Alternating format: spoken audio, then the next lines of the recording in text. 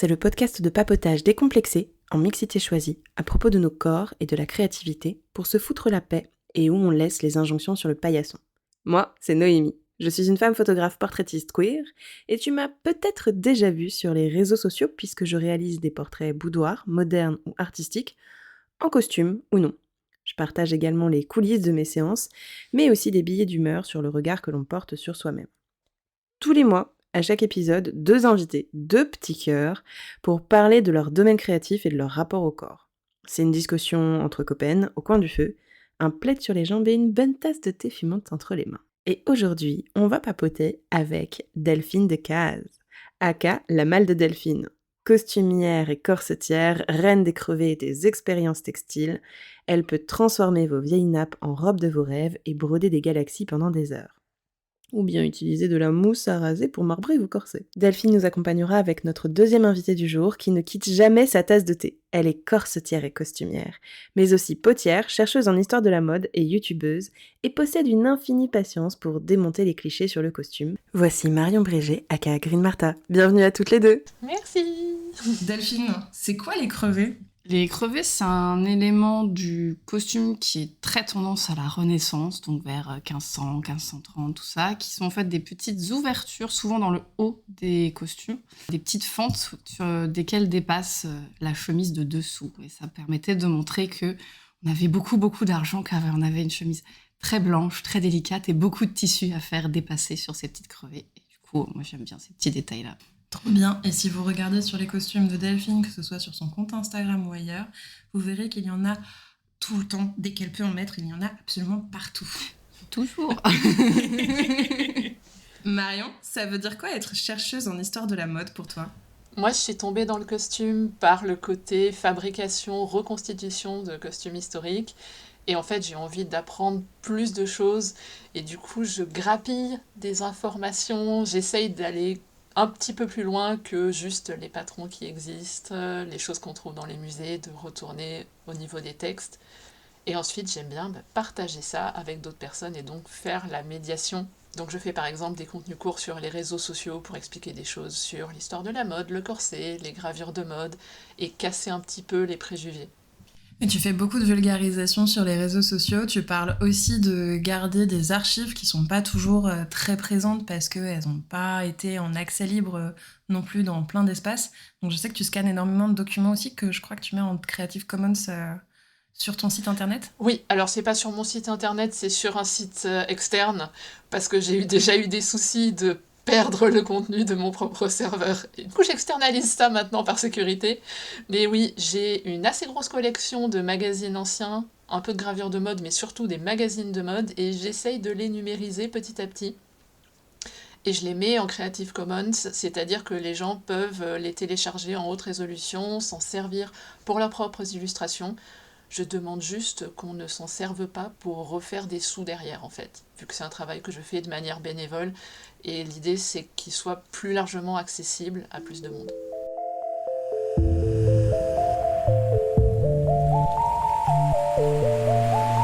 Comment est-ce qu'on a pu construire notre relation à nous-mêmes en tant qu'individu propre et aussi en tant qu'individu travaillant dans des milieux créatifs ?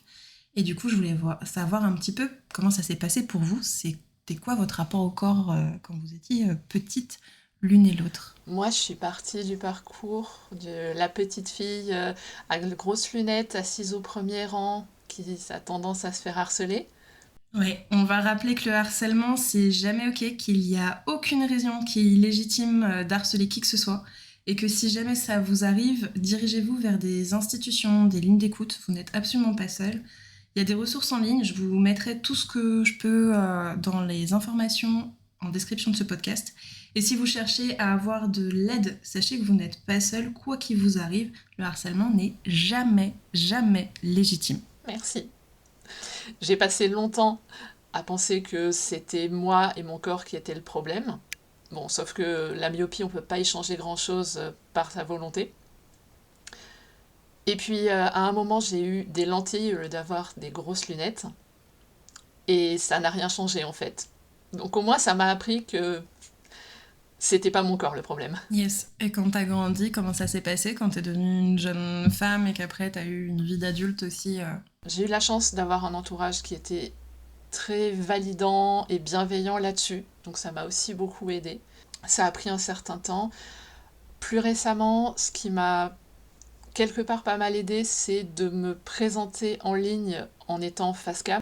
Parce que quand on crée du contenu sur les réseaux sociaux, ça marche toujours mieux si on se présente soi-même devant la caméra plutôt que juste en voix off.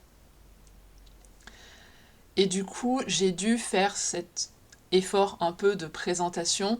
Ça m'a poussé aussi à voir quels sont mes angles, mes bons angles entre guillemets, les façons de me présenter dans lesquelles je me plais en fait. C'est un peu du travail d'édition parce que ça veut dire que je montre pas la totalité de mon apparence, mais les aspects qui me plaisent bien. Mais ça m'a donné aussi une image plus positive de moi, je pense. Yes. Tu dirais que t'es plus apaisée aujourd'hui avec toi-même ? Globalement, ouais. Mon corps me fait d'autres blagues au niveau de la santé, donc ça prend un peu... Il y a d'autres problèmes à gérer, mais par rapport à tout ce qui est apparence, non, ça va. C'est aussi compliqué parce que notre corps, c'est un moyen de faire plein de choses et ça peut évoluer avec le temps parce que le corps évolue, il n'a pas la même capacité en fonction déjà de notre constitution, de notre santé. On n'est pas tous égaux là-dessus et ça bouge avec le temps et c'est normal. Et c'est vrai que c'est pas toujours facile quand on vient des soucis de santé qui se rajoutent à ça là-dessus, quoi. Et pour toi, du coup, Delphine, c'était quoi ton rapport au corps quand t'étais petite ? Ça a toujours été assez fluctuant dans mon cas, dans le sens où quand j'étais ado, comme tous les ados, j'ai eu plein de complexes idiots, de trucs où on se dit ah, c'est pas normal, alors que si, c'est normal pour tout le monde, des choses comme ça. J'ai pas subi de réel harcèlement, j'étais plutôt mise à l'écart, moi, parce que je m'habillais de manière trop colorée. Donc c'était pas tant mon corps que la façon dont je m'habillais et moi je choisissais les vêtements, etc. Comment je me présentais au monde qui n'était pas forcément toujours comprise, etc. Et puis après, moi j'ai continué des études dans des domaines artistiques où j'ai rencontré des gens qui me ressemblent et du coup je me suis beaucoup apaisée là-dessus parce qu'en fait, ils s'en fichaient de à quoi on ressemblait. Le truc, c'était qu'est-ce qui nous fait vibrer et on parlait plus de ça que de nos apparences respectives. C'est fluctuant, toujours en lien avec ce que la société nous donne comme injonction. Il y a forcément des complexes qui arrivent qui n'existaient peut-être pas forcément au départ. Mais la couture aussi et le costume historique, moi, ça m'a aidé vachement à apaiser l'image que j'avais de moi-même, en vrai. Parce que je me suis rendu compte que tout le monde a toujours triché. J'ai un petit peu la même réaction avec la découverte de la couture et du costume historique. Et ce que je rajouterais en plus, c'est qu'on se rend compte que les standards de beauté, c'est très relatif à une période ou à une autre. Moi, je me rappelle, ça m'avait frappé avec la coiffure. C'est-à-dire que des coiffures que j'oserais absolument pas porter dans le quotidien, si c'est accompagné d'un costume 1880, oui, la frange en caniche, ça marche. C'est ça. Les petits frisottis de la frange très haut sur le front, là, je trouve ça parfait, parce que c'est dans l'époque. Oui, donc le fait d'avoir des nouvelles représentations de beauté au fur et à mesure des siècles, ça t'a déstressé de ta propre relation que tu pouvais avoir à ton apparence et à ta corporalité, quoi. Exactement. Exactement. Même pour les silhouettes qui étaient tendance à telle ou telle époque, on se rend compte que ça a tellement évolué tout le temps que au bout d'un moment, on se fiche juste la paix en mode je suis peut-être pas dans le canon de beauté de maintenant, mais en même temps, les canons de beauté, ça change tout le temps. Donc pourquoi se faire suer la vie à essayer de rentrer dans un truc ? C'est pas très pertinent, quoi. Ouais, je sais que c'était une réflexion que je m'étais pas mal faite quand j'allais au musée. Je fais, mais en fait, moi, je suis de cette époque en termes de normes de beauté. Moi, j'ai des hanches, j'ai des seins, j'ai des fesses. Et j'étais là, genre, yes, c'est mon époque. Je veux absolument pas y aller, mais c'est mon époque en termes de canon de beauté.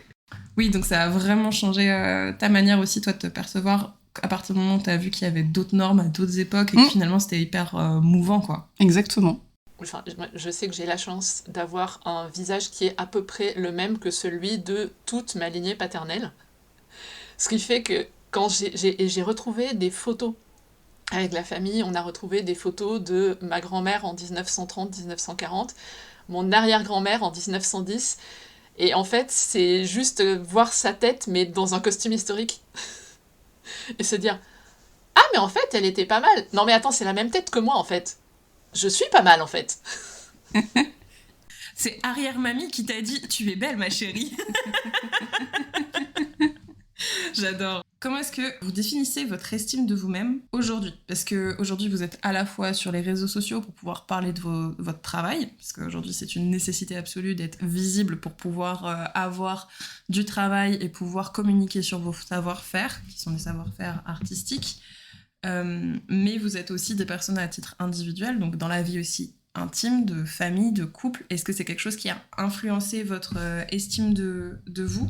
Alors, il y a différentes choses. Il y a le fait que j'ai peut-être pas cette peur de la cabine d'essayage qu'ont certaines personnes. Si je veux acheter un vêtement, que je l'essaye et que je me trouve moche dedans, je vais avoir tendance à me dire que le vêtement n'est pas coupé pour moi ou est mal coupé. Souvent mal coupé. Ou alors que je peux le modifier et que là, ça sera bien. En faisant une pince ici, en raccourcissant là. Voilà. Par rapport au fait que je suis maman, j'essaye de faire attention à la façon dont je parle des corps. Pas juste du mien. Alors, du mien, bien sûr, je vais pas faire de régime devant ma fille, je vais pas me dire que je me trouve trop ceci, trop cela, que je suis trop mec, trop grande, trop petite, trop blonde, trop brune, trop vieille, trop ridée, j'en sais rien. Hein. Tous ces multiples trucs qu'on nous dit qui vont pas et qu'on ne peut pas changer, sauf contre un gros paquet de billets et beaucoup de chance. J'essaie de transmettre ça à mes enfants. Et aussi de pas avoir de regard jugeant sur d'autres personnes, parce que c'est des choses que j'ai vécues de la part des générations d'avant, d'entendre des remarques sur « Oh là là, machine, elle est comme ça ». J'ai pas envie qu'ils entendent ça de ma part et qu'ils considèrent ça comme faisant partie de la normalité. Les gens ont des corps, tous les corps sont valables, dignes de respect, quel que soit leur aspect. Point. Et du coup, pour toi, Delphine Moi, tiens, je vais rebondir sur ce que tu dis, Marion, parce que moi, justement, j'ai grandi avec une maman et une grand-mère qui, elles, étaient tout le temps à se dire qu'elles étaient trop grosses, qu'il fallait qu'elles fassent des régimes, que machin, alors que, bon, déjà, elles étaient très minces de base, donc moi, je voyais absolument pas le problème. Et du coup, ça a pu créer au début des complexes chez moi de me dire « Oh là là, j'ai pas le ventre plat, oh là là, machin, tout ça ». Et au final, j'ai l'impression que vivre ça, moi, ça m'a fait un peu l'inverse, c'est-à-dire que moi, j'aime bouffer, donc je vais continuer à manger. J'engueule ma maman quand elle me dit qu'elle est trop grosse, et j'essaye de lui faire comprendre que son corps, c'est pas un problème, qu'elle a toujours été magnifique, et qu'elle a pas à s'affamer pour rentrer dans des standards irréalistes. Et du coup, ça a provoqué une sorte de réaction un peu d'urticaire inverse, en mode je supporte pas les gens qui se déprécient comme ça ou qui vont s'imposer des choses qui leur font pas plaisir. Parce que ça lui faisait pas plaisir de manger des endivalos. Et moi, quand je voyais ça, ça me déprimait fortement. Donc j'ai un rapport comme ça au corps un peu. Et aussi... tu m'en parlais du couple, Noémie. Moi, mon compagnon me fait plein de compliments tout le temps parce qu'il est très amoureux. Voilà. Et du coup, rien que ça aide beaucoup aussi pour l'estime de soi au final, parce qu'on dit souvent qu'il faut s'aimer soi-même avant d'aimer les autres et tout, mais je trouve que c'est plutôt un échange. Enfin, si les gens vous envoient de l'amour, c'est plus facile d'en renvoyer aussi et de se considérer correctement. Et donc, moi, ça m'a beaucoup aidée aussi à ce niveau-là pour me dire que, non, mais en fait, je suis bien. Et les autres sont bien. Et il n'y a pas... moi, j'ai pas d'enfant, donc j'ai pas besoin Enfin, je fais attention quand je vois mes petits cousins, de pas faire des réflexions ou des choses comme ça aussi. De pas avoir comme ma grand-mère qui faisait « Oh là là, t'as pris un peu de bide !» Ça, je vais pas le faire à mes petits cousins et mes petites cousines. Mamie, on se passe de tes commentaires. Merci beaucoup, c'est gentil. Si tu as un truc gentil à dire, dis-le, mais sinon, on se passe de commentaires quels qu'ils soient. Moi, je sais que j'ai eu un peu la même expérience que toi, Delphine, parce que ma maman a fait des régimes depuis que je suis toute petite. J'ai toujours vu un régime à la maison, que ce soit les trucs aux algues, perte de poids, etc. et tout. Il y a plein de choses qui sont passées. Et moi, j'ai une relation hyper épidermique avec la balance. Je refuse systématiquement de me peser, je ne le fais que chez le médecin, parce que sinon on rentre dans une dictature du chiffre et du comptage. Et moi j'ai vu ma mère compter toute mon enfance, comme toi, ta maman les antivalos. Chez moi c'était les assiettes de haricots verts.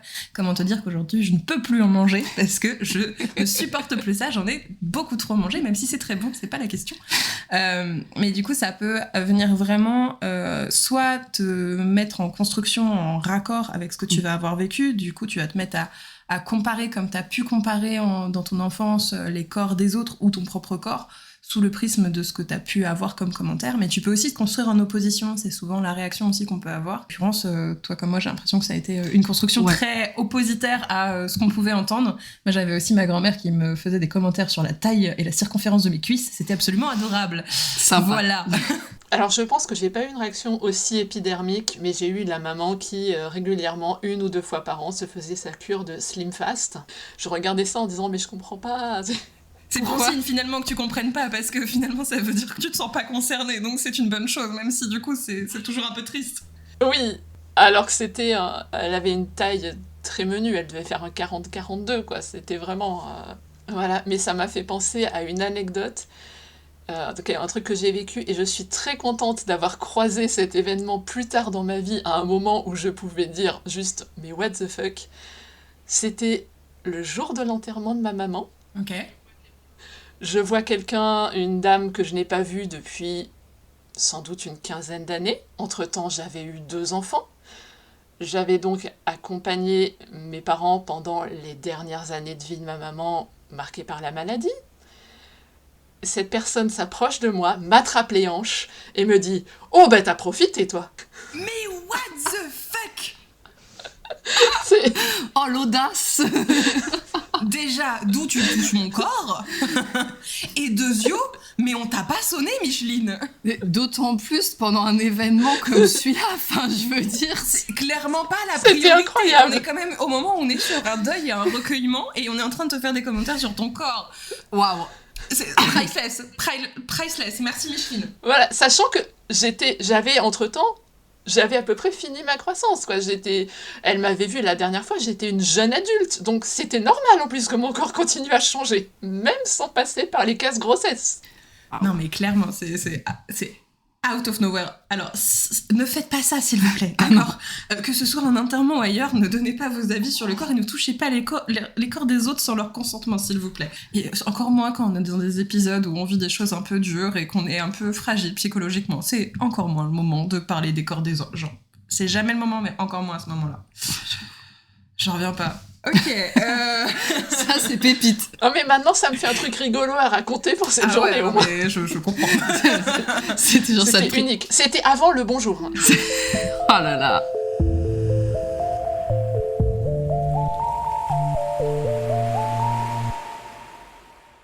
Ça fait 2 ans à peu près que mes comptes, notamment Instagram, ont bien poussé, que j'ai une portée qui a beaucoup augmenté.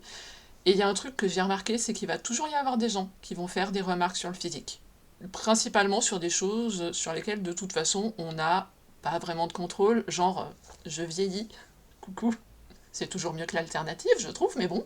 Et c'est pas parce qu'on vieillit qu'on est moins valide de quoi que ce soit, et qu'on est moins jolie. Tout à fait. Et c'est juste un prétexte, au final.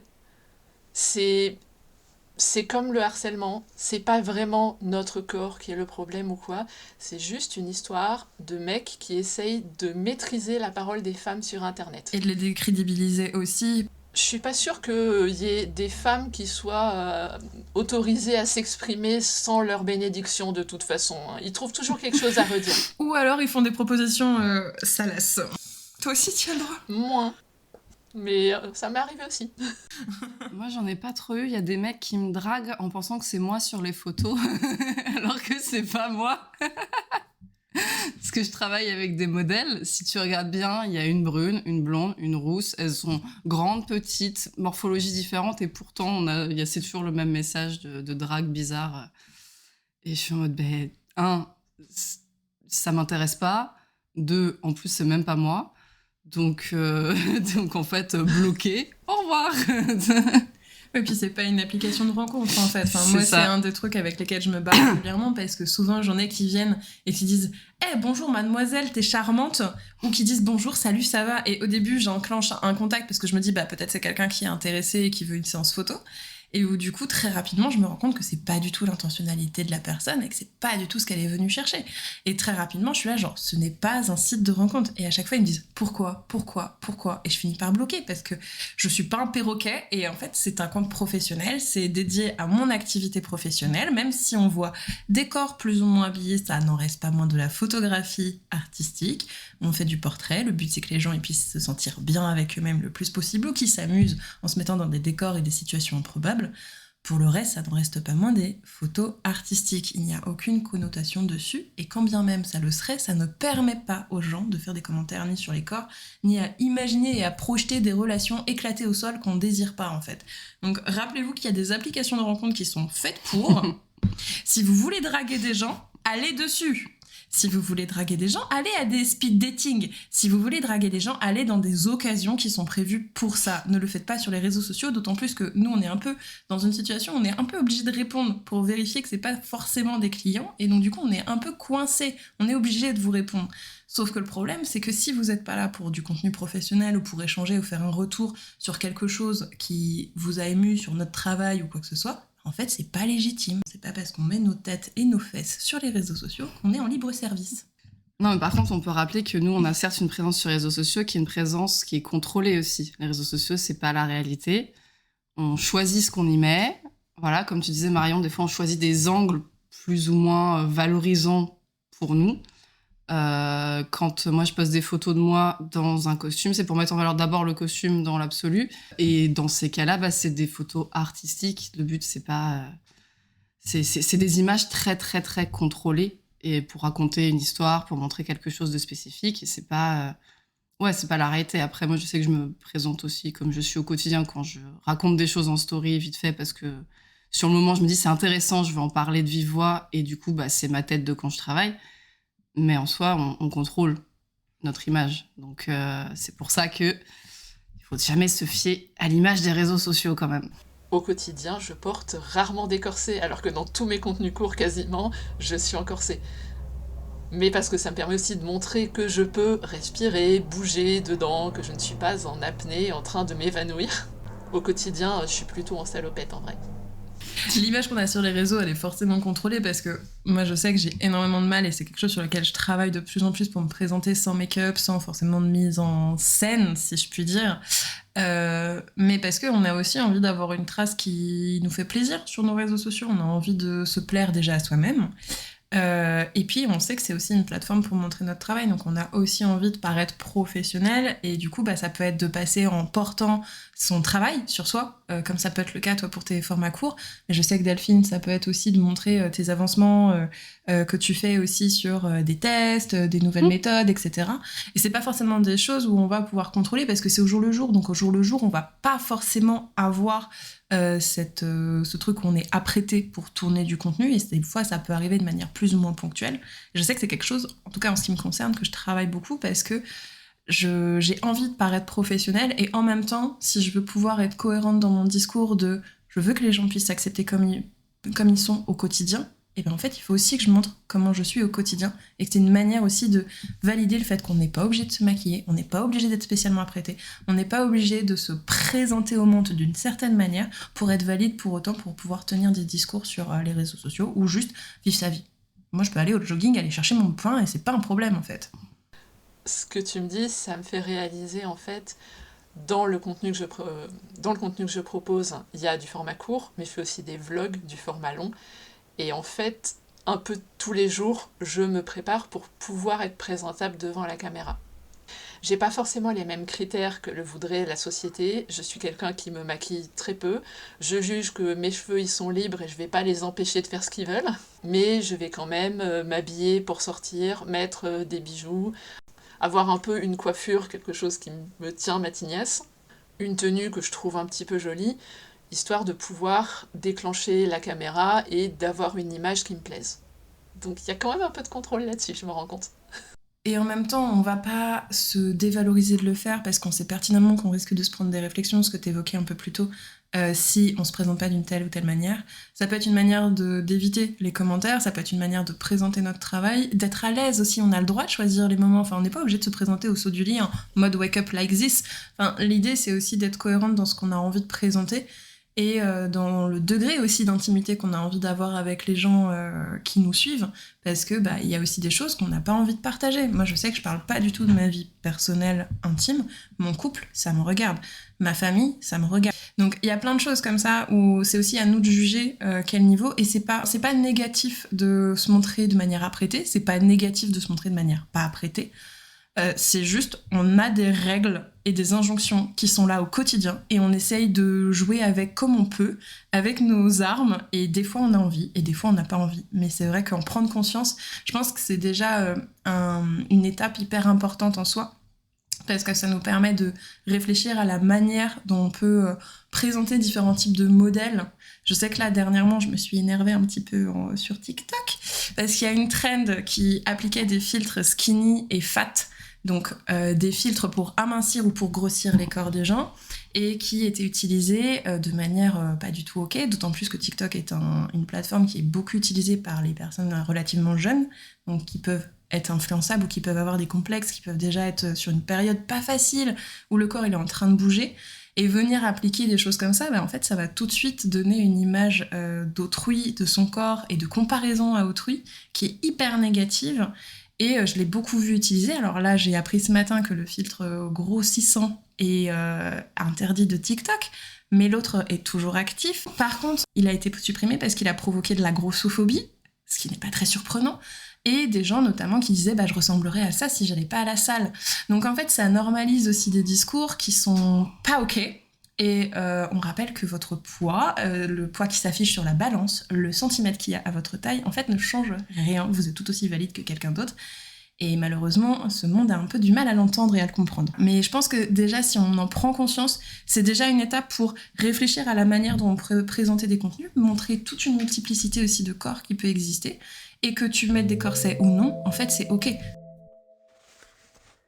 Coucou, c'est Noémie du montage. Je me permets parce que je me trouve pas très claire en réécoutant mes propos. Ce que je disais, c'est qu'il n'y a pas d'injonction à se présenter apprêté ou non. On fait bien ce qu'on veut et ce qu'on peut sur les réseaux sociaux et par rapport aux relations qu'on peut avoir à nous-mêmes. À titre personnel, c'est plutôt une réflexion de savoir comment est-ce qu'on peut se représenter et avoir des représentations qui nous ressemblent pour pouvoir réussir à se foutre un peu plus la paix au quotidien. Allez, on y retourne. Non seulement on a de la valeur quelle que soit la taille que peut avoir notre corps, mais aussi qu'on puisse aller à la salle ou qu'on n'y aille pas, qu'on ait la santé ou pas, qu'on fasse le choix de faire du sport ou pas. Ça n'affecte absolument pas notre valeur en tant qu'être humain.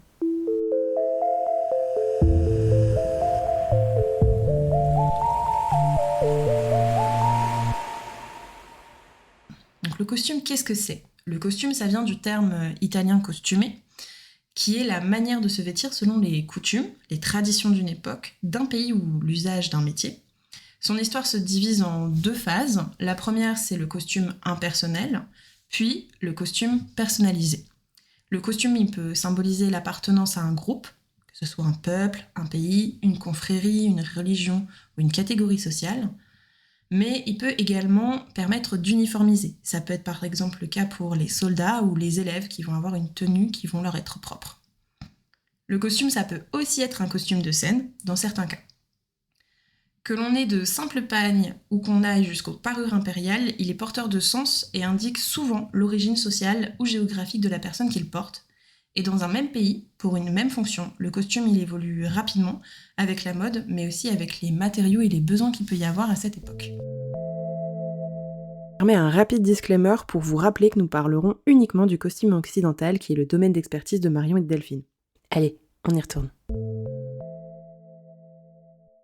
Qu'est-ce que ça signifie être costumière ou corsetière pour toi, Delphine ? Être costumière, pour moi personnellement, c'est réaliser des costumes historiques, inspirations historiques ou fantaisie pour tout le monde, des particuliers ou des professionnels du spectacle ou du cinéma. Après, être costumier ou costumière en général, ça varie beaucoup. C'est un métier qui est vachement plus vaste que ce qu'on peut croire. Il y a des personnes qui vont travailler que pour du spectacle, d'autres que pour du cinéma, qui vont se spécialiser dans le cirque, dans la gymnastique, dans le spectacle de feu.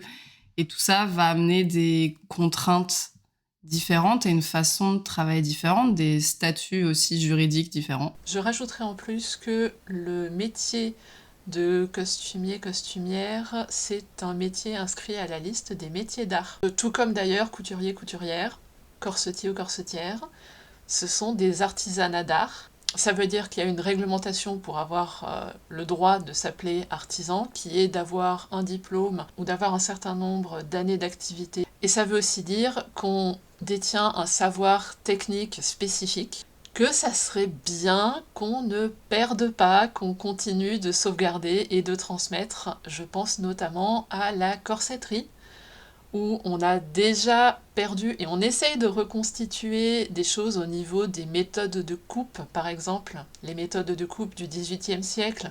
On est en train ces dernières années-là de les retrouver, de les reconstituer, parce que c'était des choses qui étaient préservées à l'intérieur des guildes et pas transmises aux personnes externes. Et ça serait bien qu'on essaye de sauvegarder ce qu'on peut. On a perdu vraiment beaucoup de choses en corsetterie. Il y a des machines qui n'existent plus, par exemple, des machines pour mouler les corsets, des machines pour appliquer des casiers à baleines doubles ou triples pour faire les abeilles. Ça, ces machines, voilà, on les a plus. Je suis même pas sûre que les plans existent encore. Si on peut au moins ne pas perdre la connaissance de comment fabriquer le vêtement, ça serait bien. Et ça passe par le partager, le transmettre au plus grand nombre de personnes possible.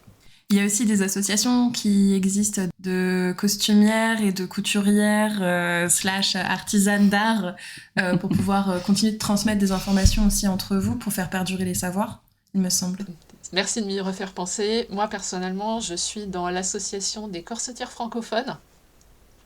Donc on est vraiment centré sur le corset, on est là pour faire de l'entraide, de la communication, pour pouvoir un petit peu discuter entre nous, comme on a des métiers qui peuvent être assez solitaires.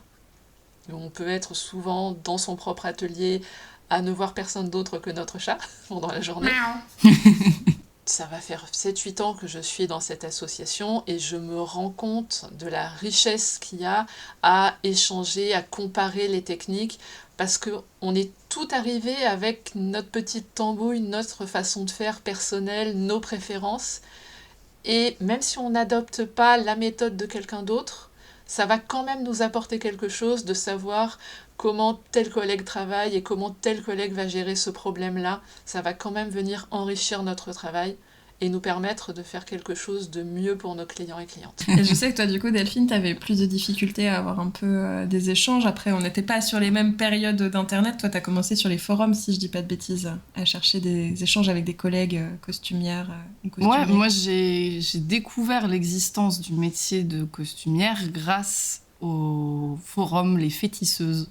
Donc, à l'époque des forums, parce que les gens postaient... C'était un forum qui était d'échange de travaux de couture. Chacun présentait un peu ce qu'il faisait, présentait aussi ses difficultés, etc. Il y avait d'autres personnes qui pouvaient aider. Et du coup, sur ce forum, il y avait des personnes qui faisaient du costume et qui... c'est là que j'ai découvert qu'il y avait des formations de costumières. C'est grâce à ça que je fais le métier que je fais aujourd'hui en soi, parce que moi, à la base, j'étais partie pour être styliste. Donc, j'avais suivi mes études pour ça. Et après, j'ai fait... Oh, mais les costumes, mais oui, c'est vrai. C'est vrai, ça existe. Et du coup, c'est comme ça que je l'ai découvert. C'est grâce au forum et grâce à l'entraide. Et c'est là que j'ai commencé à voir qu'il y a des personnes qui faisaient de la reconstitution historique, qui faisaient de la recherche là-dedans et tout. C'est vraiment des... Merci Internet, hein, pour le coup. C'est une ressource formidable pour apprendre des tas de choses, quoi. Merci Internet aussi. Moi, j'ai pas tellement commencé par les fétisseuses, c'était un petit peu avant, mais à l'époque, c'était sur LiveJournal, qui était un espèce d'agrégateur de blogs personnels, et il y avait aussi des groupes dessus, et il y avait Joëlle Verne de Atelier Sylph qui postait beaucoup sur le groupe corset, et c'est là que j'ai commencé à apprendre des choses sur la corsetterie. Je me rappelle encore, elle avait posté un tutoriel sur comment insérer un gousset dans un corset 1900. Tu parlais de reconstituteurs juste avant. Aujourd'hui, on sait que pour pouvoir faire vos métiers, vous avez besoin de données archivées, donc que ce soit des traces archéologiques ou historiques. Comment est-ce que vous faites aujourd'hui pour faire du costume historique qui soit accurate? Alors vous ne le voyez pas au son, mais je suis en train de faire des grosses guillemets parce que faire des choses qui soient historiquement correctes, c'est un petit peu compliqué. Parce qu'aujourd'hui, parmi vos clients, vous avez parlé de reconstituteurs, mais il peut y avoir aussi des médiévistes, des géanistes. Qu'est-ce que ça vous amène comme contrainte à ce niveau-là? Travailler sur de la reconstitution, ça demande un gros travail de recherche, en fait, et d'avoir des sources qui nous permettent d'avoir les réponses aux questions qu'on se pose. Il y a beaucoup de données anglophones en costume historique, pas beaucoup francophones, peut-être un peu plus dans le médiéval, mais moi, c'est pas ma période de prédilection. C'est beaucoup de sourcing, alors de livres, de pièces archéologiques, de pièces de musée, de magazines de mode comme en parlait Marion. Il faut réussir à amalgamer toutes ces données pour essayer de comprendre qu'est-ce qui pouvait être porté par telle personne à telle époque et comment c'était fait et quel type de tissu on va pouvoir utiliser, même si on va jamais avoir exactement les mêmes tissus qu'à l'époque. On n'a plus les mêmes machines, les mêmes métiers à tisser, les mêmes qualités de matériaux, ou enfin voilà, des choses très différentes. Donc on n'est jamais 100% historique parce que on n'a pas les tissus déjà de base 100% historiques, mais on essaye de s'approcher le plus possible de ce que ça pouvait être à l'époque et de comment ça pouvait être fait à l'époque. Alors après, moi je sais que je travaille du 18e et j'utilise quand même une machine à coudre pour aller plus vite pour tout ce qui se voit pas. Ça, c'est aussi des choix qu'on fait et des choix aussi en termes de budget pour le client. Parce que si je devais tout faire à la main, ça serait un peu salé comme facture. Mais Marion nous montre le corps baleiné 18e sur lequel elle est en train de travailler.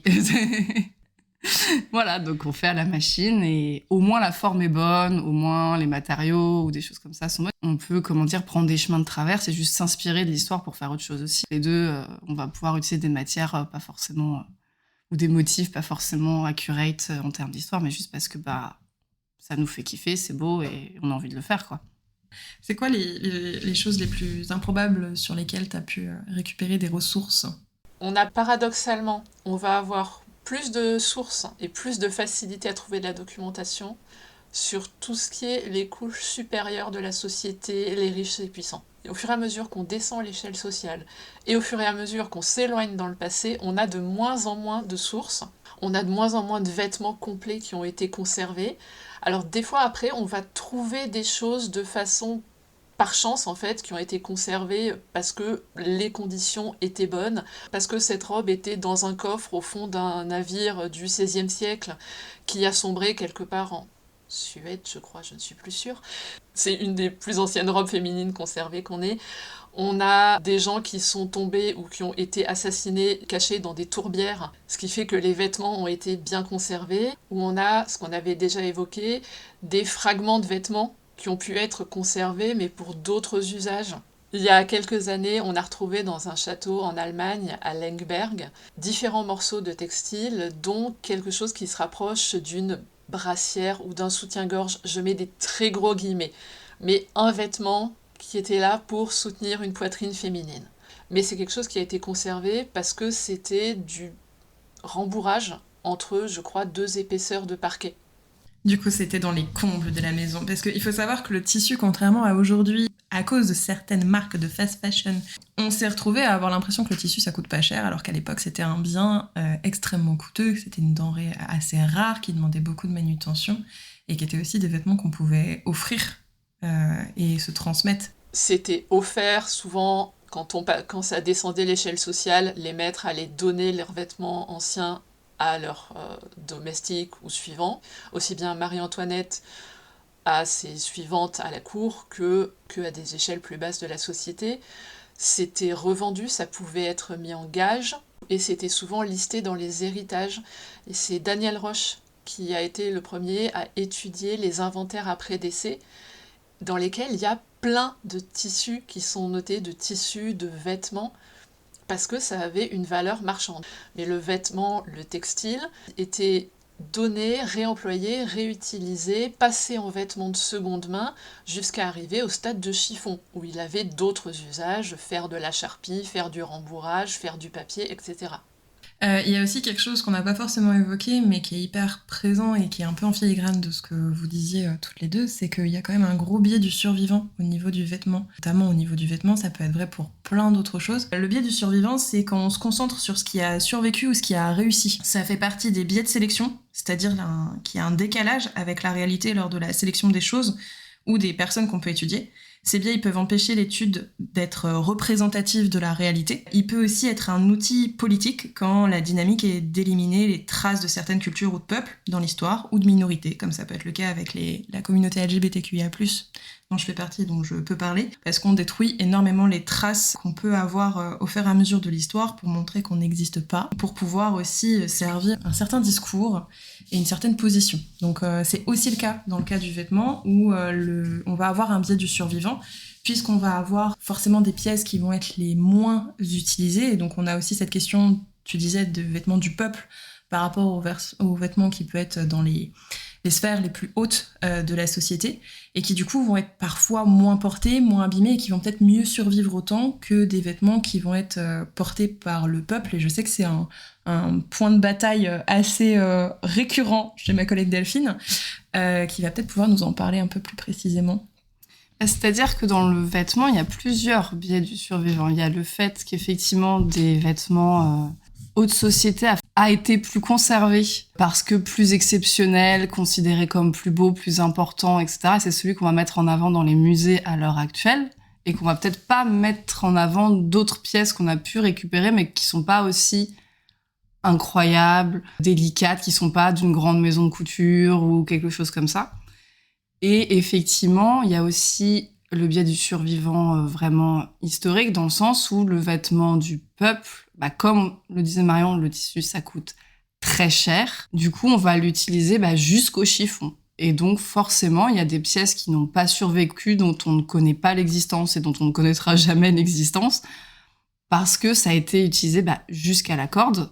Alors, ça dépend des époques aussi, parce que à partir du 19e siècle, avec l'arrivée de la photo, aussi des tableaux réalistes, etc., on a beaucoup plus le peuple normal qui est représenté, ce qui était beaucoup moins le cas dans des époques antérieures, où on a beaucoup plus des vêtements de la haute société. Donc c'est plus facile à reconstituer des vêtements de la haute société que des vêtements du peuple, qui paradoxalement devaient être plus simples, entre guillemets, à fabriquer. Plusieurs biais du survivant. Il y a ce que nous, on garde parce que, telle robe de Charles Frederick Worth, elle est formidable, elle est dans une matière incroyable, elle est brodée de millilitres ou je ne sais quoi. Et du coup, c'est elle qu'on va conserver, mettre en avant.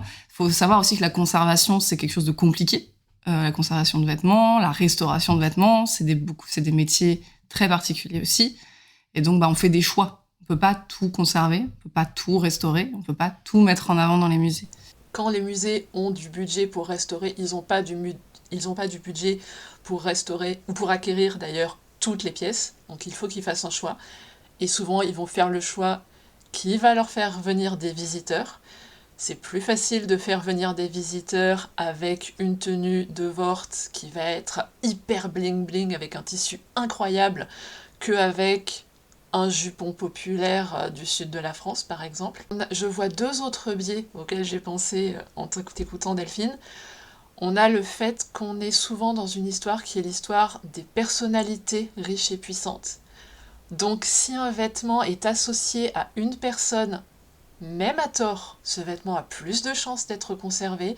Il y a à Galliera un soulier de Marie-Antoinette. En théorie, Marie-Antoinette, elle aurait perdu genre une dizaine de souliers en allant jusqu'à l'échafaud. À ma connaissance, pourtant, elle avait que 2 jambes. Il y a ce côté relique.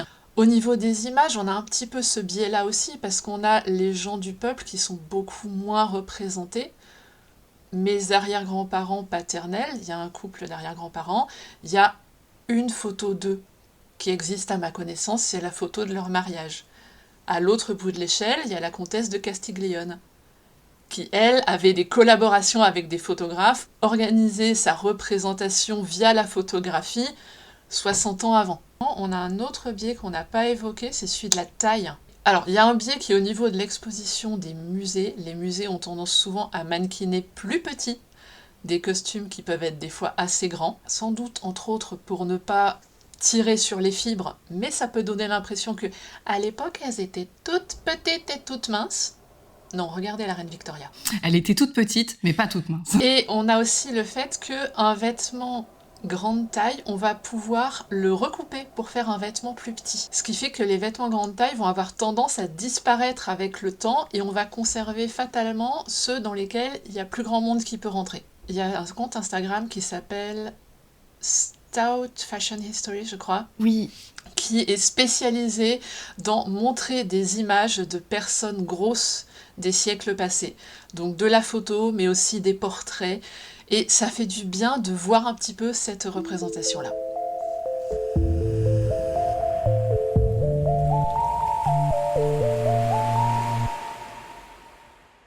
On a forcément, par le biais du survivant aujourd'hui, mais ça a pu être le cas à d'autres époques, réimaginé les costumes et les tendances qui pouvaient être le cas et les esthétiques qui pouvaient être le cas à d'autres époques. Est-ce que vous pensez à une période particulière qui pourrait être un exemple de ça ? L'Occident était fasciné par l'Antiquité gréco-romaine. Égyptienne aussi, il y a une grosse égyptomanie au 19e. Mais on voit au fil des siècles une réinterprétation de l'Antiquité. Soit au XVIIe, après au XIXe, une forme de classicisme et de c'était mieux avant. Quand on essaye de reproduire un costume d'une époque passée à notre époque, que ce soit maintenant en 2025 ou au XVIIe pour des contemporains du XVIIe, on va toujours y mettre la vision qu'on en a à l'heure actuelle et la vision sociétale qu'on a des choses. Si vous regardez Cléopâtre des années 60, ça se voit que ça a été fait dans les années 60. Elle a la taille toute gainée, le maquillage vraiment années 60. Un film sur Marie-Antoinette dans les années 50, pareil. On voit qu'il a été fait dans les années 50. C'est pas de la reconstitution pure et dure de ce qu'aurait porté une femme du 18e et donc Marie-Antoinette ou Cléopâtre pour l'Égypte. On projette nos fantasmes actuels toujours sur les époques du passé et nos canons de beauté. Et c'est souvent... le pire, c'est souvent dans le maquillage et les coiffures, parce qu'on n'ose pas du tout refaire des maquillages et des coiffures d'époque, parce que pour notre œil actuel, ce serait considéré comme un peu moche. Je sais qu'à une certaine période de l'Antiquité gréco-romaine, c'était assez tendance d'avoir l'équivalent d'un mono-sourcil. Ça, vous l'aurez jamais dans les péplums actuels, parce que ce serait considéré comme laid. Si le sujet de la beauté au travers des époques vous intéresse, je ne peux que vous recommander la vidéo de Charlie Danger, Pourquoi vous ne vous trouvez pas assez jolie. Elle est hyper complète et très intéressante. Allez, on y retourne. Coiffure, généralement, on a toujours des personnes en cheveux, c'est-à-dire les cheveux détachés dans nos films. Alors, des fois, ça caractérise le personnage, hein, c'est pas toujours mauvais, mais on a rarement vraiment des coiffures historiques. Un peu plus au 18e, ils se font un peu plaisir de mettre des perruques, des choses bouclées et tout, mais c'est pas toujours le cas. Et normalement, si on était une femme avec un petit peu de statut social, on avait les cheveux attachés. Et surtout, on sort pas sans chapeau ou sans coiffe dehors. Techniquement, au 18e, on va mettre moins sur des perruques que sur des postiches et des cheveux poudrés. Et le fait d'avoir le soin du cheveu comme au 18e, ça, on a du mal à le faire dans nos représentations. Pour les gens qui connaissent pas, au 18e, l'idée c'est pas de se faire un shampoing tous les jours et d'y aller au fer à friser. On graisse le cheveu avec un mélange de graisse animale ou végétale désodorisée. On répartit la graisse, poudre très fine, ce qui va donner une espèce de texture vaporeuse aux cheveux et souvent une teinte un peu grisée. Il peut même y avoir un petit peu des teintures d'ailleurs, des cheveux qui vont être poudrés rose ou bleu. Et ça va avoir cet effet de un peu nuage qu'on voit des fois sur les pastels d'époque, qui n'est pas un effet du pastel, mais un effet de non, vraiment les cheveux, ils étaient comme ça. C'était l'esthétique qui était voulue. Alors que par contre l'esthétique pour la peau, c'était d'avoir une peau un petit peu brillante.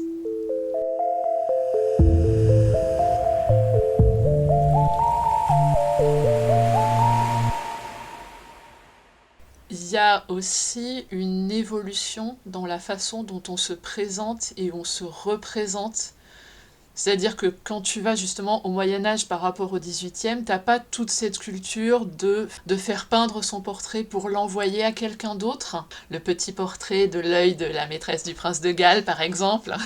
Le rapport à l'image est très différent. L'image n'a pas la même utilisation, elle n'a pas la même fonction.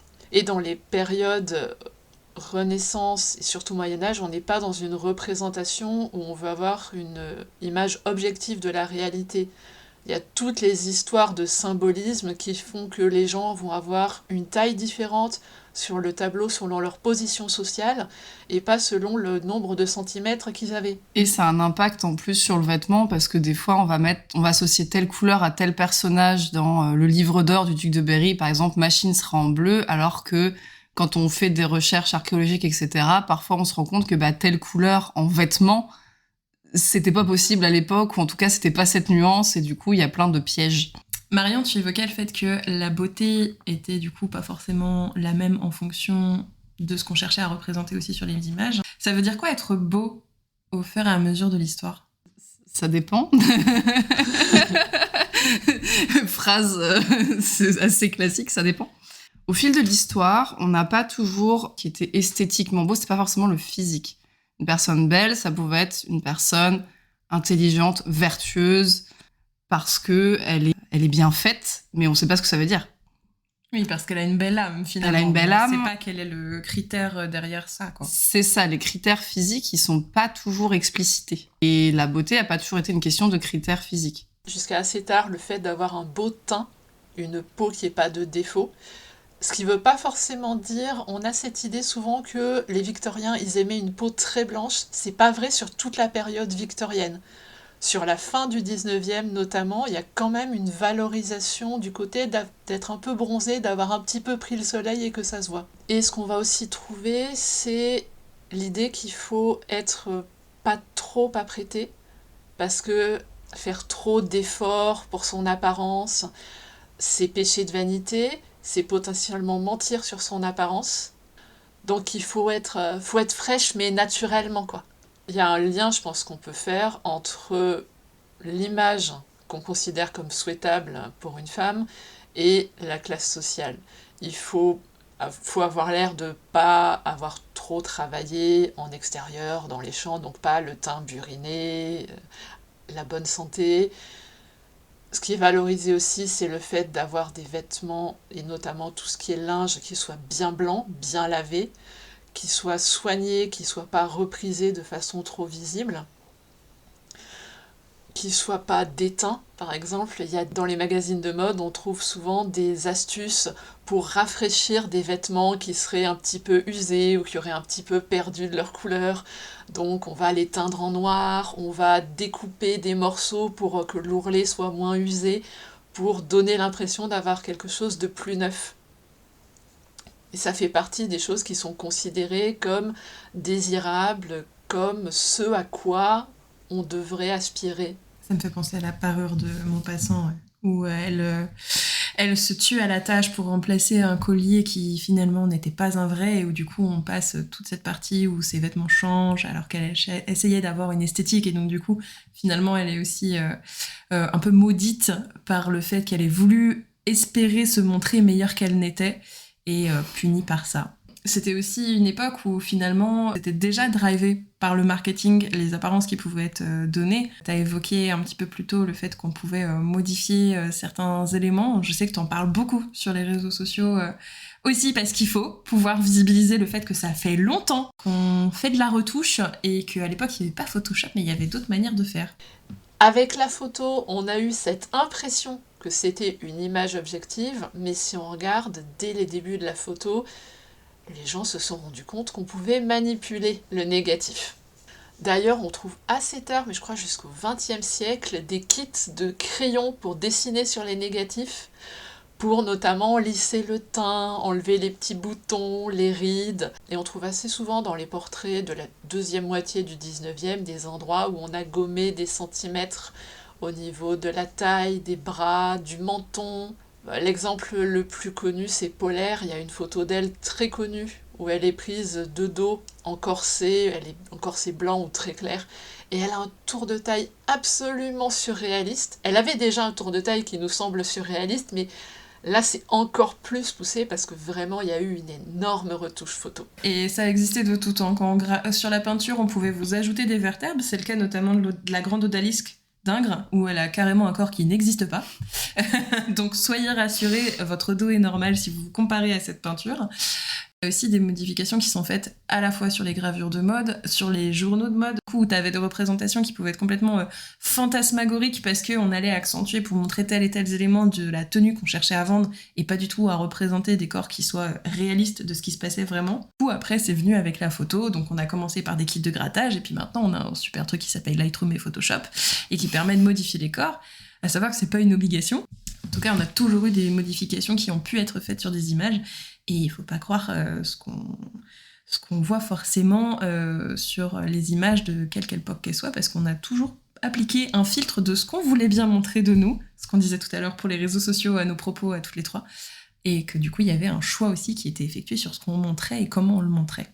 Je pense que c'est le bon moment pour qu'on puisse parler un peu de pop culture et de parler d'un sujet qui fâche toute corsetière de ce monde. Comment c'est représenté au travers de la pop culture, notamment au cinéma. La dernière série qui a vraiment fait parler d'elle là-dessus, c'était Les Chroniques de Bridgerton.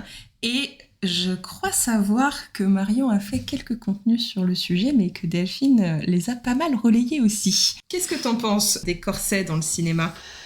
C'est souvent utilisé comme un cliché narratif. On montre un corset et le spectateur est censé comprendre oppression de la femme. C'est un raccourci scénaristique qui n'est pas vraiment attesté historiquement. Le corset, il faut plus s'imaginer que les femmes qui le portaient au quotidien le voyaient comme nous, on verrait le soutien-gorge. Bon, sauf que personnellement, je déteste le soutien-gorge, mais je porte des corsets, mais bon. Et pour Bridgerton, honnêtement, ils ont fait un coup de marketing. Selon moi, c'est un coup de marketing. Au moment où allait sortir le spin-off sur la reine Charlotte, il y a des articles qui ont soudain popé, soi-disant que la BBC et d'autres productions de séries historiques allaient interdire les corsets parce que ça blessait les actrices. Mais bien sûr. Déjà, pour rappel, un corset, c'est pas censé être inconfortable. C'est là pour donner la bonne silhouette, c'est là pour répartir le poids des jupons, parce que 2 ou 3 jupons à la taille sans corset, ça va faire mal. Et ça aide à se tenir droite quand on a de longs moments debout. Ça aide aussi pour danser la polka, en fait, il y a vachement moins besoin de gainer. Si vous cherchez des usages improbables du corset, n'hésitez pas à demander à Marion, elle a plein d'idées, elle fait d'ailleurs du vélo en corset. Honnêtement, la polka, c'est d'époque, 1860. On est accurate. Au niveau du cinéma, je pense qu'il y a plusieurs choses dans leur façon d'employer le corset qui font que ça coince. Ils utilisent des fois le corset pour essayer de rendre l'actrice plus petite, plus mince, de réduire son corps. Alors que le corset, ça fonctionne pas comme ça fait pas disparaître les chairs, ça les déplace. Et puis, on parle d'actrices qui sont souvent déjà très minces. C'était peut-être pas la peine de réduire la taille de l'actrice dans Cendrillon. Clairement.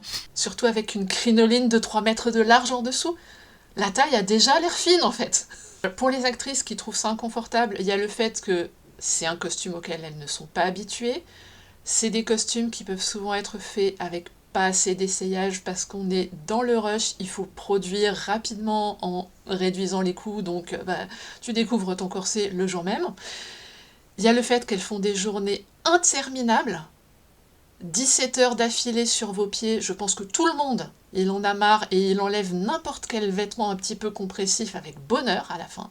Et il y a le fait que des fois, on leur fait porter sans rien en dessous. Dans la première saison de Bridgerton, il y a une scène de déshabillage où les sœurs Bridgerton sont en train d'enlever leurs vêtements après un bal, et on voit que l'actrice principale est blessée au sang par le lassage de son corset. Sans doute parce qu'il y a eu 4, 5, 10 prises de la scène, donc on a lassé, délassé le corset sur la peau nue. J'ai eu mal pour elle. Clairement, et je pense qu'on avait toutes mal pour elle quand on a vu la scène. Pour toutes les personnes qui ont un tout petit peu de background sur comment est-ce qu'on se porte un corset, L'intérêt de pouvoir porter une chemise sous un corset, c'est aussi de ne pas abîmer le corset, et donc de pouvoir aspirer la transpiration, parce que c'est une pièce qui est coûteuse, qui demande beaucoup de main-d'œuvre, et qui normalement doit pouvoir tenir dans le temps aussi, parce qu'elle doit pouvoir être utilisée à plein de moments différents, et donc du coup ça permet de moins abîmer le corset. Donc déjà pour des raisons de confort et d'entretien de la tenue, mais en plus de ça, parce que le frottement en fait du corset n'est pas censé se faire directement sur la peau, parce que oui, si vous frottez n'importe quel vêtement en fait sur la peau de manière excessive pendant 17 heures de tournage, la personne va être blessée. D'autant plus si on n'en fait pas l'usage qui était celui de l'époque, parce qu'aujourd'hui, en fait, les corsets, et notamment la série Bridgerton, je pense que Delphine pourra aussi nous dire ce qu'elle en pense, la série des Chroniques de Bridgerton n'a pas vocation à être complètement historique. À partir du moment où on a une musique de Lady Gaga qui est réinterprétée à la sauce 16e ou 17e, on n'est pas sur une série qui se veut historique. On se veut comme une série qui aborde de manière complètement libre quelque chose qui ressemble à des vécus historiques avec les carnets de balles, le fait qu'on ait le marché de la bonne meuf qui essaie de se trouver un mari, on est là-dessus. Pour autant, ça n'est pas une série qui se veut historique, donc il y a plein de choses sur lesquelles j'ai vu beaucoup de personnes qui travaillaient dans le costume, qui bondissaient en disant c'est pas historique, etc. Et effectivement, il y a des choses qui sont pas historiques. Le fait notamment de pas porter de chemise en dessous, c'est quelque chose qui ne se faisait pas. Maintenant, il y a aussi une liberté de création qui est faite sur la série. Pour autant, on est sur des productions aussi modernes qui sont pas forcément accurate, notamment en termes de motifs. Je sais que Delphine, elle adore les motifs dans ses créations et dans les costumes. Et je pense que tu peux peut-être nous parler des motifs qui sont utilisés dans la série, notamment dans les Chroniques de Bridgerton. C'est surtout les matières dans Bridgerton. On est sur beaucoup de synthétiques, beaucoup de fleurs en 3D, etc. Mais en fait, il faut pas croire que les costumières sont toutes aigries quand elles voient un costume, enfin une série ou un film en costume, et qu'elles disent « Ah là là, c'est pas historique !» Quand ça veut pas être historique, déjà, on dit rien, parce que les Chroniques de Bridgerton, c'est pour le coup totalement fantaisiste, fantasmagorique, ça fantasme un petit peu le Premier Empire, l'époque Regency, etc., donc vers 1800. Les coupes sont inspirées de cette époque, mais voilà, les matières, ils en font ce qu'ils veulent, les couleurs, ils en font ce qu'ils veulent, les motifs, effectivement, et ça marche. Ça fonctionne, les costumes sont super en vrai, en termes de caractérisation de personnages, ils sont vraiment très très bien. Que chaque famille ait sa couleur, qu'on voit quand une personne qui va bientôt rejoindre la famille, on voit au fur et à mesure de la série qu'elle commence à intégrer les couleurs de la famille qu'elle va intégrer et qu'elle commence à délaisser les couleurs de sa famille de naissance. Enfin, c'est très intéressant d'un point de vue costume de cinéma et de caractérisation de personnages. Mais effectivement, c'est pas historique. C'était pas ce qui était voulu. On sent qu'en plus, les personnes qui ont créé les costumes, elles s'étaient quand même renseignées de base sur ce que c'était le Premier Empire et l'époque Regency, du coup, parce que là, ça se passe plutôt en Angleterre, donc on va plutôt parler de Régence. Donc, c'est pas un souci, pour le coup, que ce soit pas historique. Par contre, s'il vous plaît, mettez des chemises pour vos actrices, en fait. Genre, faites cet effort, quoi, parce que les pauvres, on n'invalide jamais les vécus des actrices qui ont dit qu'elles ont eu mal sur un tournage, parce qu'elles ont eu mal, c'est vrai. Par contre, il faut voir qu'est-ce qu'il y a derrière, pourquoi elles ont eu mal, parce qu'on leur a peut-être pas fait porter, effectivement, comme disait Marion, le corset comme il faut, à la bonne taille, pas d'essayage. On réduit les coûts, donc on n'a pas le temps de travailler correctement aussi sur les corps des gens. Il y a plein de choses comme ça qui rentrent en compte. Alors, on n'est pas tout aigri quand on regarde des films et séries en costume, juste des fois, quand il y a marqué « ça se passe en 1748 » et qu'il n'y a rien qui va, bon, on va peut-être plus tiquer. On peut faire des choses très chouettes en étant dans le pata-histo. Ce que Marion appelle le pata-histo, c'est quelque chose qui n'est pas à 100% historiquement réaliste. En jouant sur les périodes, il y avait un film je crois que c'est François Ozon, le film s'appelle Angel, où il y a une personnage, ça commence vers 1900, et en fait, la personnage principale s'enfonce petit à petit dans sa vision complètement fantasmée de la réalité, et ses costumes remontent le temps. C'est-à-dire qu'à la fin, elle est habillée en 1870, à côté de son assistante, qui, elle, est en fin des années 1910, début 1920. Et au niveau narration, c'est génial. Et il y a plein de trucs qui sont géniaux aussi dans la narration dans Bridgerton. Au niveau de la façon dont ils utilisent les costumes, il y a plein de détails qui sont histo. Par contre, moi, ce qui m'embête, c'est quand les costumiers disent Ça, c'est super histo, c'est pour ça qu'on l'a pris. Quand il parle de chaussures, par exemple, à talons, de chaussures de femmes pointues avec des petits talons, non, c'était des chaussures plates à l'époque, c'était pas du tout ça. Ou quand ils font raconter à la reine Charlotte des trucs absolument surréalistes. Au début de la saison de la reine Charlotte, elle explique quand même qu'elle peut pas bouger parce que sinon les os de baleine qui rigidifient son corset vont lui perforer le corps. Ce qu'on appelle les baleines, pour rappel, ce sont des fanons de baleine. Et c'est de la kératine, c'est la même matière que vos cheveux et vos ongles. C'est souple, ça ne va pas vous rentrer dans le corps. Pour avoir vu des os de baleine à Tadoussac au Canada, je peux vous assurer que c'est pas si rigide que ça, hein, les fanons de baleine, et que c'est tout à fait malléable. C'est vraiment quelque chose qui n'est pas censé vous tuer. Ne peut pas vous tuer, en fait. C'est surtout ça, ça ne peut pas. Faut vraiment être très très très déterminé pour que ça puisse être une arme, en fait. Vraiment, cette idée que le corset fait mal, c'est totalement faux. Et ça veut pas dire forcément que le corset, d'une manière générale, ça fait mal. Ça peut dire que le corset, sur certains tournages, quand on n'a pas forcément les conditions optimales pour pouvoir faire son travail de costumière, bah, ça peut effectivement pas être confortable pour certains actrices. Et puis, on peut avoir aussi des jours avec et des jours sans. Dans les époques passées, notamment à l'époque victorienne, elles avaient différents types de corsets. Elles avaient des corsets du matin ou des brassières, j'ai trouvé l'appellation brassière aussi, pour des trucs qui sont plus légers, qui sont moins balénés. Au XVIIIe, on a ce qu'on appelle le corset, qui est en fait un vêtement renforcé avec du cordé ou du boutis et pas du fanon de baleine. C'est plus informel. Moi, il y a des jours où le corset, non, j'ai pas envie d'en porter et je me sens pas bien avec. Ça arrive. Et il y a des jours où par contre, j'adore le porter. C'est comme ça. Oui, c'est une question de préférence et c'est vrai aujourd'hui aussi pour des fringues qu'on pourrait mettre dans la vie de tous les jours t'as envie de mettre un vêtement qui soit serré, pas serré, parce que t'as tes règles et t'as envie d'être un peu confort ou pas, quoi. Enfin, c'est une question de personnalité et de moment aussi, quoi. C'est ça, le corps il réagit différemment selon les moments. Je pense que ce qui m'énerve particulièrement sur la manière dont est représenté le corset, alors j'adore les chroniques de Bridgerton, je les ai regardées déjà 3 fois, donc vraiment c'est pas un souci avec la série. C'est plutôt la représentation, que ce soit dans cette série-là ou dans d'autres, d'utiliser, je pense aussi à Titanic, où il y a cette scène où Rose, sa mère, vient lui serrer le corset, et où en fait vraiment le corset est utilisé comme un outil, voire une arme oppressive, et qui laisse passer l'idée qu'il faut absolument souffrir pour être belle, et que c'est comme ça que c'est censé se passer, et que ça devient en fait presque un token dans les films pour dire regardez, le corps de la femme doit être mis en valeur d'une certaine manière, et c'est comme ça que ça existe, et ça n'a pas le droit d'exister autrement. Et ça m'énerve quand même un peu. Il y a à peu près la même scène aussi dans Autant en emporte le vent, Pirates des Caraïbes également. C'est d'un côté l'oppression de la femme, il faut souffrir pour être belle, et c'est un indice que la femme est à la disposition sexuelle de l'homme. Un film qui retourne ça de façon assez fun, c'est Enola Holmes. Je sais pas si vous voyez la scène où il y a Enola qui enfile un corset et qui dit « Ça peut être une arme d'oppression si on ne choisit pas de le porter. » Et ensuite, son corset la sauve, ce qui est historiquement correct. Il y a plein de traces de ça dans les archives. Dans la scène, il y a quelqu'un qui essaye de la poignarder et le poignard est arrêté par une baleine du corset. Et ça, c'est historiquement attesté.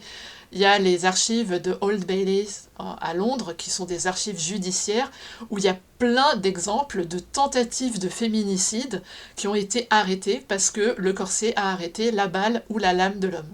Incroyable. Certains, c'est les bibles, d'autres, c'est les corsets. Ça fait aussi gilet pare-balles. C'est fabuleux.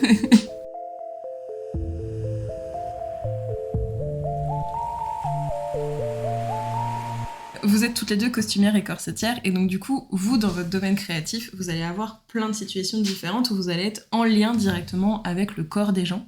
Comment est-ce que ça se passe pour vous ? Qu'est-ce que vous constatez comme relation au corps que les gens peuvent avoir aussi par rapport à eux-mêmes, par rapport à des clients que vous pouvez rencontrer, que ce soit pendant des essayages pour des tenues ou pendant des séances photos, puisqu'il vous arrive de mettre en image et en situation vos costumes.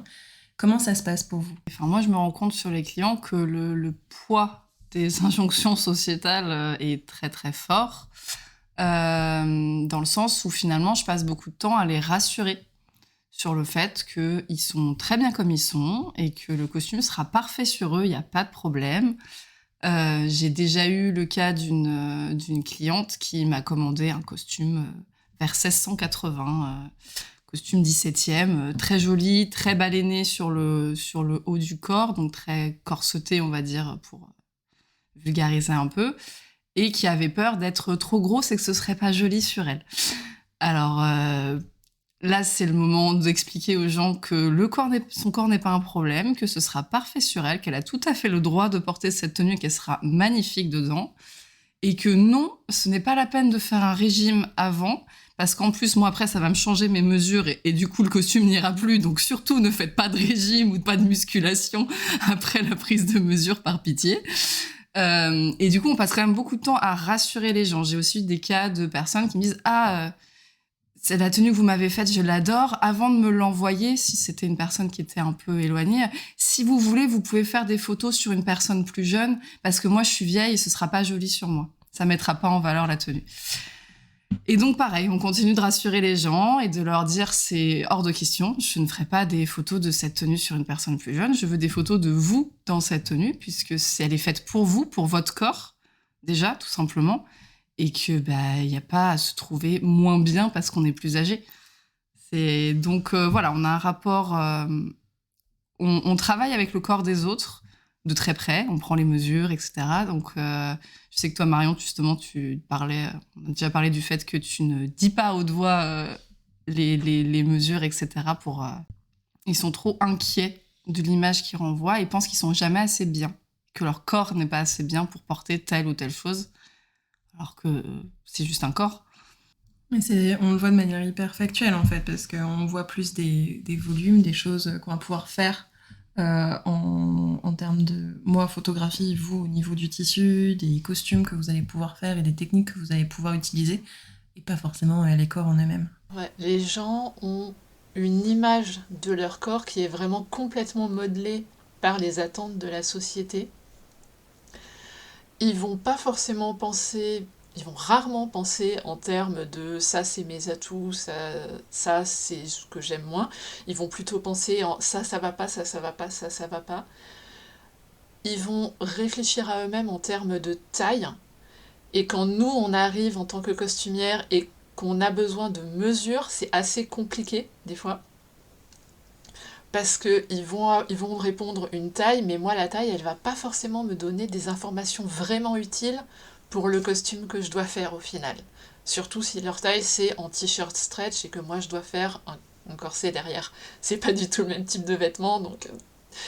Et puis les tailles, ça prend rarement en compte par exemple les différentes hauteurs. Et je pense qu'on a, en tant que costumière, un rôle à jouer, à la fois de donner de la bienveillance et peut-être de leur ouvrir un espace pour une vision neutre de leur corps, ce qui n'est pas toujours évident. Ce que mentionne Delphine, le comment on gère les chiffres des mensurations, parce que pour certaines personnes, vraiment, il va y avoir une réaction traumatique. J'aime bien, et j'ai pas trouvé la façon de le faire encore... moi, dans ma pratique, la technique, par exemple, des tailleurs 18e, où il n'y a pas de chiffres, il y a juste une bande de papier avec des encoches. Les mesures ne sont pas prises sur un mètre ruban. Les mesures, c'est on prend une bande de papier et on met des petites encoches. Mais personnellement, c'est pas quelque chose avec quoi je suis encore assez à l'aise pour pouvoir le mettre en pratique. Mais c'est quelque chose qui est en train de percoler quand même. Je pense qu'il est important de faire un tout petit aparté pour rappeler qu'il y a deux types de vêtements. On a le prêt-à-porter et on a les vêtements sur mesure, plus ou moins, en fonction des époques, puisqu'il y avait quand même, on en parlait un peu plus tôt, des vêtements qui se revendaient parce qu'ils avaient une valeur financière, monétaire. Donc il y avait aussi de la seconde main, Vinted, ça ne date pas d'hier. Là on est vraiment sur la question des vêtements qui vont être sur mesure versus, quand on parle de taille, c'est des tailles qui ont été inventées finalement il y a assez peu de temps et qui du coup correspondent à ce qu'on va nous connaître en termes de vêtements, c'est-à-dire du prêt-à-porter. Là on va avoir une taille 32, 34, 36, 50, quoi qu'est-ce. Et c'est ces tailles-là auxquelles font référence Marion et Delphine. Et donc c'est pour ça que quand des gens viennent nous voir et nous disent « je fais un 42 », on fait « mais encore, quelles sont tes mesures ?» Parce que ça nous donne aucune indication réelle sur le corps de la personne. Moi, je travaille aussi avec les les photos de mes clients, c'est-à-dire que je prends des mesures, mais je garde aussi des traces photos pour voir leur morphologie. Parce que 2 personnes qui ont les mêmes mesures n'ont pas forcément la même morphologie. Donc ça va changer totalement le vêtement.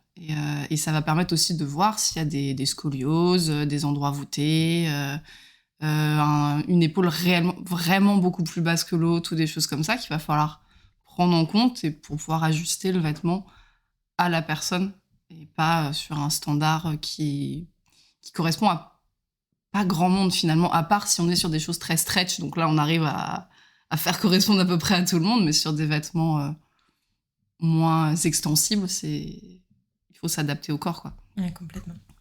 Je reviens sur un élément que je ne sais plus laquelle de vous deux a dit, mais concernant les atouts. Moi, je sais que j'ai beaucoup de personnes qui viennent en séance photo et qui commencent par s'excuser. Qui s'excusent de prendre de la place, qui s'excusent de ne pas avoir le bon corps, qui s'excusent de ne pas avoir le bon poids, qui s'excusent de ne pas avoir le bon profil. Et spoiler, c'est faux, déjà. Et au-delà de ça, moi je sais que une fois que vous vous êtes excusé, une fois gentiment je vous gronde, et c'est la seule fois que je le fais, même si ça m'arrive de le refaire si vous vous réexcusez. Mais en fait, c'est un espace qu'on essaye toutes les trois dans nos pratiques, même si elles sont sur des corps de métiers différents, d'être le plus bienveillant et le plus inclusif possible. Et aussi de rappeler que les injonctions, elles sont en dehors. Moi je dis souvent les injonctions sont sur le paillasson, parce qu'en fait, réellement, les injonctions, elles n'ont pas lieu d'être dans nos pratiques. Elles n'ont pas lieu d'être non plus en dehors de nos domaines d'activité créative, hein. Et ça m'insupporte quand c'est pas le cas. On a le droit d'avoir un espace qui nous appartient, c'est un moment cocoon, c'est un moment plaisir, que ce soit de se faire une tenue en costume, d'avoir une pièce de corsetterie ou de se faire une séance photo. Pour moi, c'est un espace où vous êtes censé pouvoir être qui vous voulez, comme vous voulez. Et malheureusement, on a tous et toutes nos bagages chargés d'injonctions et de complexes. On peut avoir des appréhensions sur notre corps, on peut avoir des appréhensions par rapport au costume, penser qu'on n'a pas le bon corps. C'est vraiment extrêmement violent comme propos que vous pouvez avoir par rapport à vous-même. Et si jamais vous vous rendez compte que vous dites beaucoup de choses négatives à votre propos, je vous propose un exercice qui est de tous les matins, avant de sortir de la salle de bain, dire 3 choses que vous aimez chez vous. 3 choses. Ça peut être n'importe quoi. Ça peut être votre peau qui est fraîche, ça peut être votre sourire, ça peut être votre cul que vous aimez, ça peut être les fringues, le make-up que vous êtes fait. Et en fait, ça permet de tourner un peu ça, parce qu'en fait, on a souvent tendance à se comparer et à montrer ce qu'on a de négatif chez nous. Qui sont le fruit direct des injonctions qu'on nous met tout le temps sur la tête. Et si on peut se focaliser un peu plus sur les choses sympas, je pense que ça vaut vraiment le coup.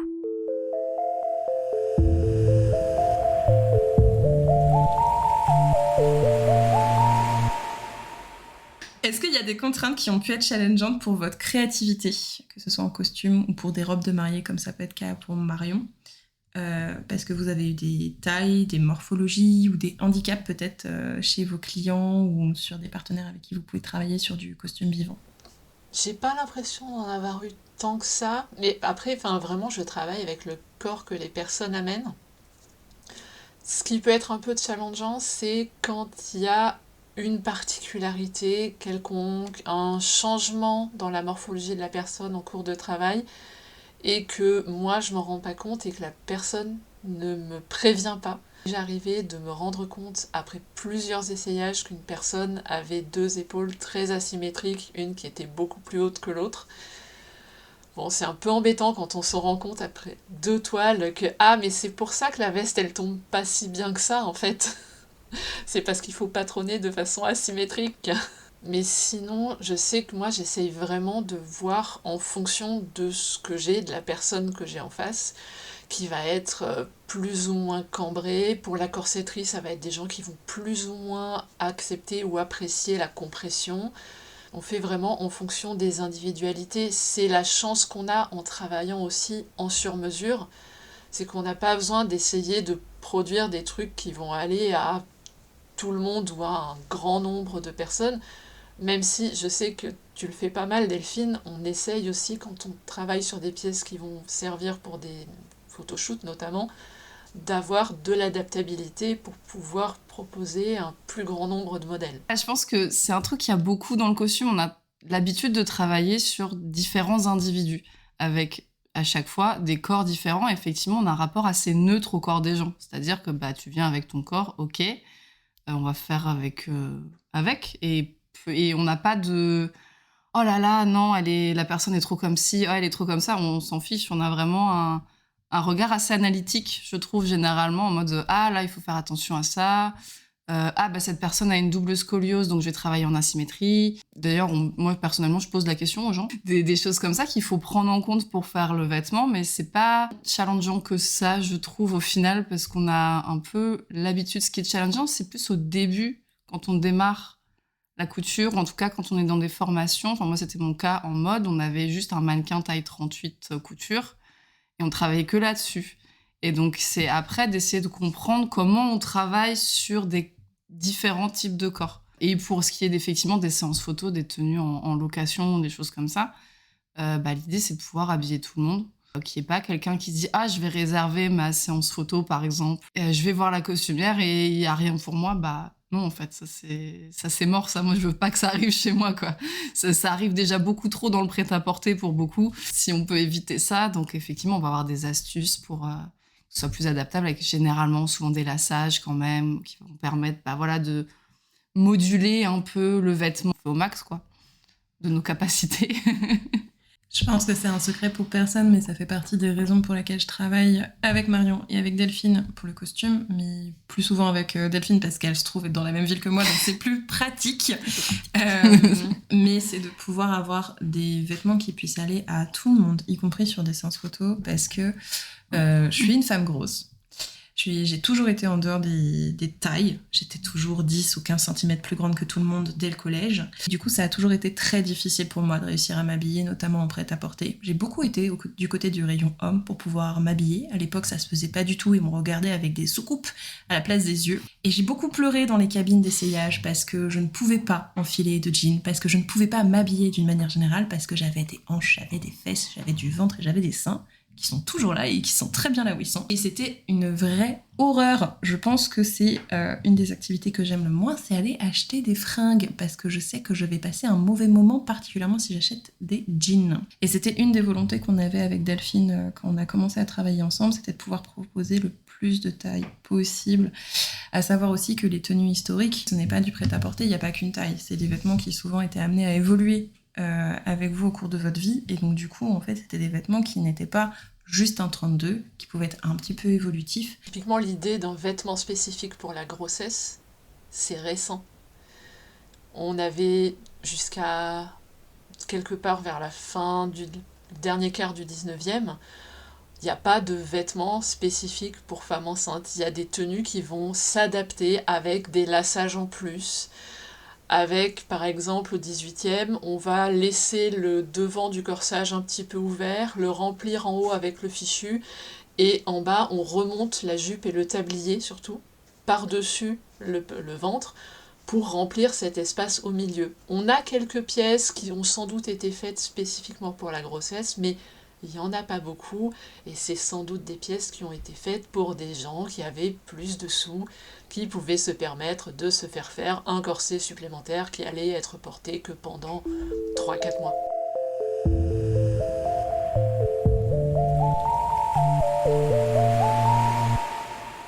Si aujourd'hui vous aviez une baguette magique, si vous aviez du coup aucune contrainte de temps, d'argent, ce serait quoi le projet ou la chose que vous voudriez réaliser en costume ? J'ai pas un projet spécifique. Par contre, je m'achèterais des matières de ouf.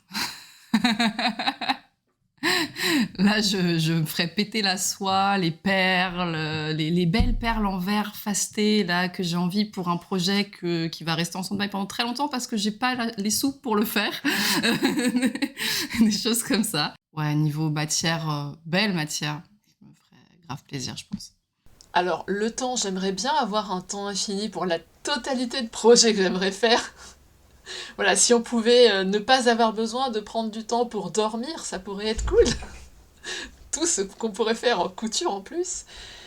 Et sinon, ouais, comme Delphine, je pense que j'investirais dans des matières de ouf. J'augmenterai encore tout ce qui est ma collection de magazines anciens, de pièces anciennes. Je pense que j'investirai auprès d'autres artisans pour acheter des choses que je ne fais pas, par exemple des broderies, sans doute des corsets à un certain nombre d'autres personnes, des chaussures, des reproductions d'époque, des bijoux de cheveux, des bijoux faits avec des cheveux. Il y a encore quelques personnes qui en font. Je t'enverrai un lien. C'est magnifique, j'en rêve. Tellement beau.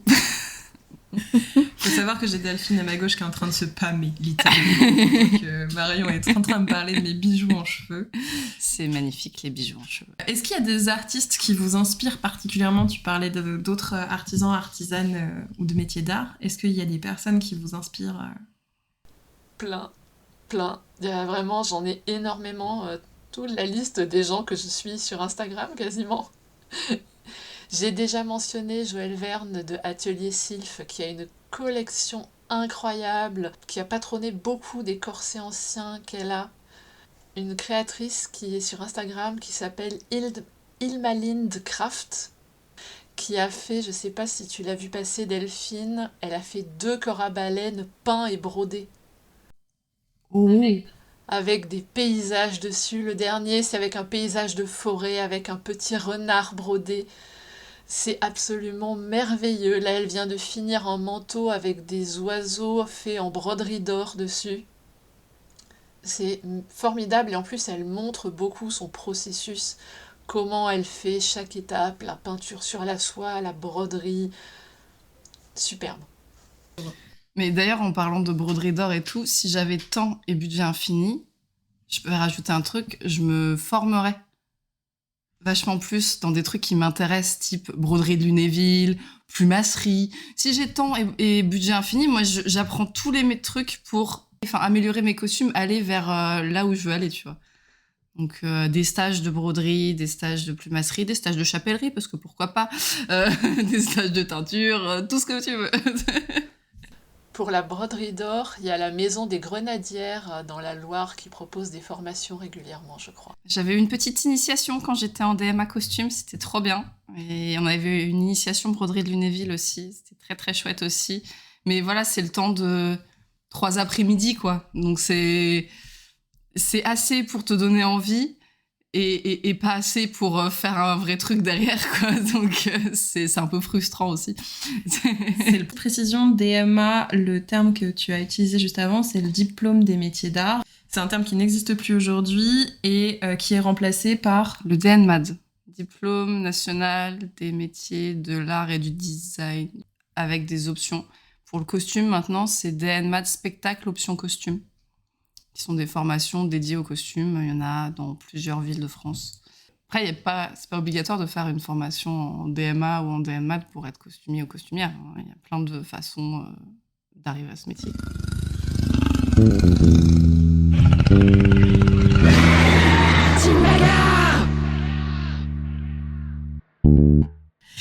Du coup, c'est le moment team bagarre. Ça veut dire que c'est le moment où on parle de nos colères, et parce que nos colères sont légitimes, et que la colère est un sentiment qui peut être aussi positif parce qu'il nous permet de poser les barrières sur ce qui est ok et ce qui ne l'est pas. Du coup, je voulais savoir, quel est ton dernier coup de gueule, Delphine ? Les IA génératives de frises chronologiques de costumes. Et en général d'ailleurs, parce que Pinterest est envahi d'images générées par IA et c'est insupportable. Il n'y a plus rien d'intéressant. Oui, j'ai vu popper plein de vidéos d'évolution du costume historique au fil des siècles générées par IA qui sont fausses, archi-fausses, qui donnent des tas de fantasmes bizarres aux gens qui sont absolument pas la réalité et qui se projettent en disant « Ah, c'était comme ça » et en fait pas du tout. Et c'est très agaçant. C'est toujours un seul corps qui représente tous les corps de l'histoire. Oui, en plus, oui. C'est toujours des blondes aux yeux, avec des très grands yeux et une mâchoire. Et puis comme c'est le passé, c'est en noir et blanc, tout le monde a l'air triste et sale en plus. Évidemment, parce que les gens ne se lavaient pas non plus à l'époque, même au Moyen-Âge. Spoiler, c'est faux. Et puis on n'avait pas inventé la couleur. Ah, le monde était en noir et blanc. Et du coup, niveau société ? La montée du fascisme partout dans le monde, on va dire dans le monde, parce que les États-Unis, l'Europe, ça craint du boudin depuis un moment. Oui, voilà, je vais rester poli. Ça, c'est pas des coups de gueule, c'est très inquiétant. Pour tout le monde, c'est inquiétant. Et en plus, quand on est des personnes dans des milieux artistiques, où déjà la culture, là, en Pays de la Loire, pour mon cas, ils ont tout baissé de 73% le budget culture. Le planning familial n'a plus de financement de la région. Voilà. Est-ce que ça vous énerve ? Moi, beaucoup. Ouais, je suis toujours en colère, mais là, je suis encore plus en colère. Pour le dire de manière un peu plus sérieuse, parce que c'est des choses qui sont graves, qui se passent en ce moment, et il est nécessaire d'en parler.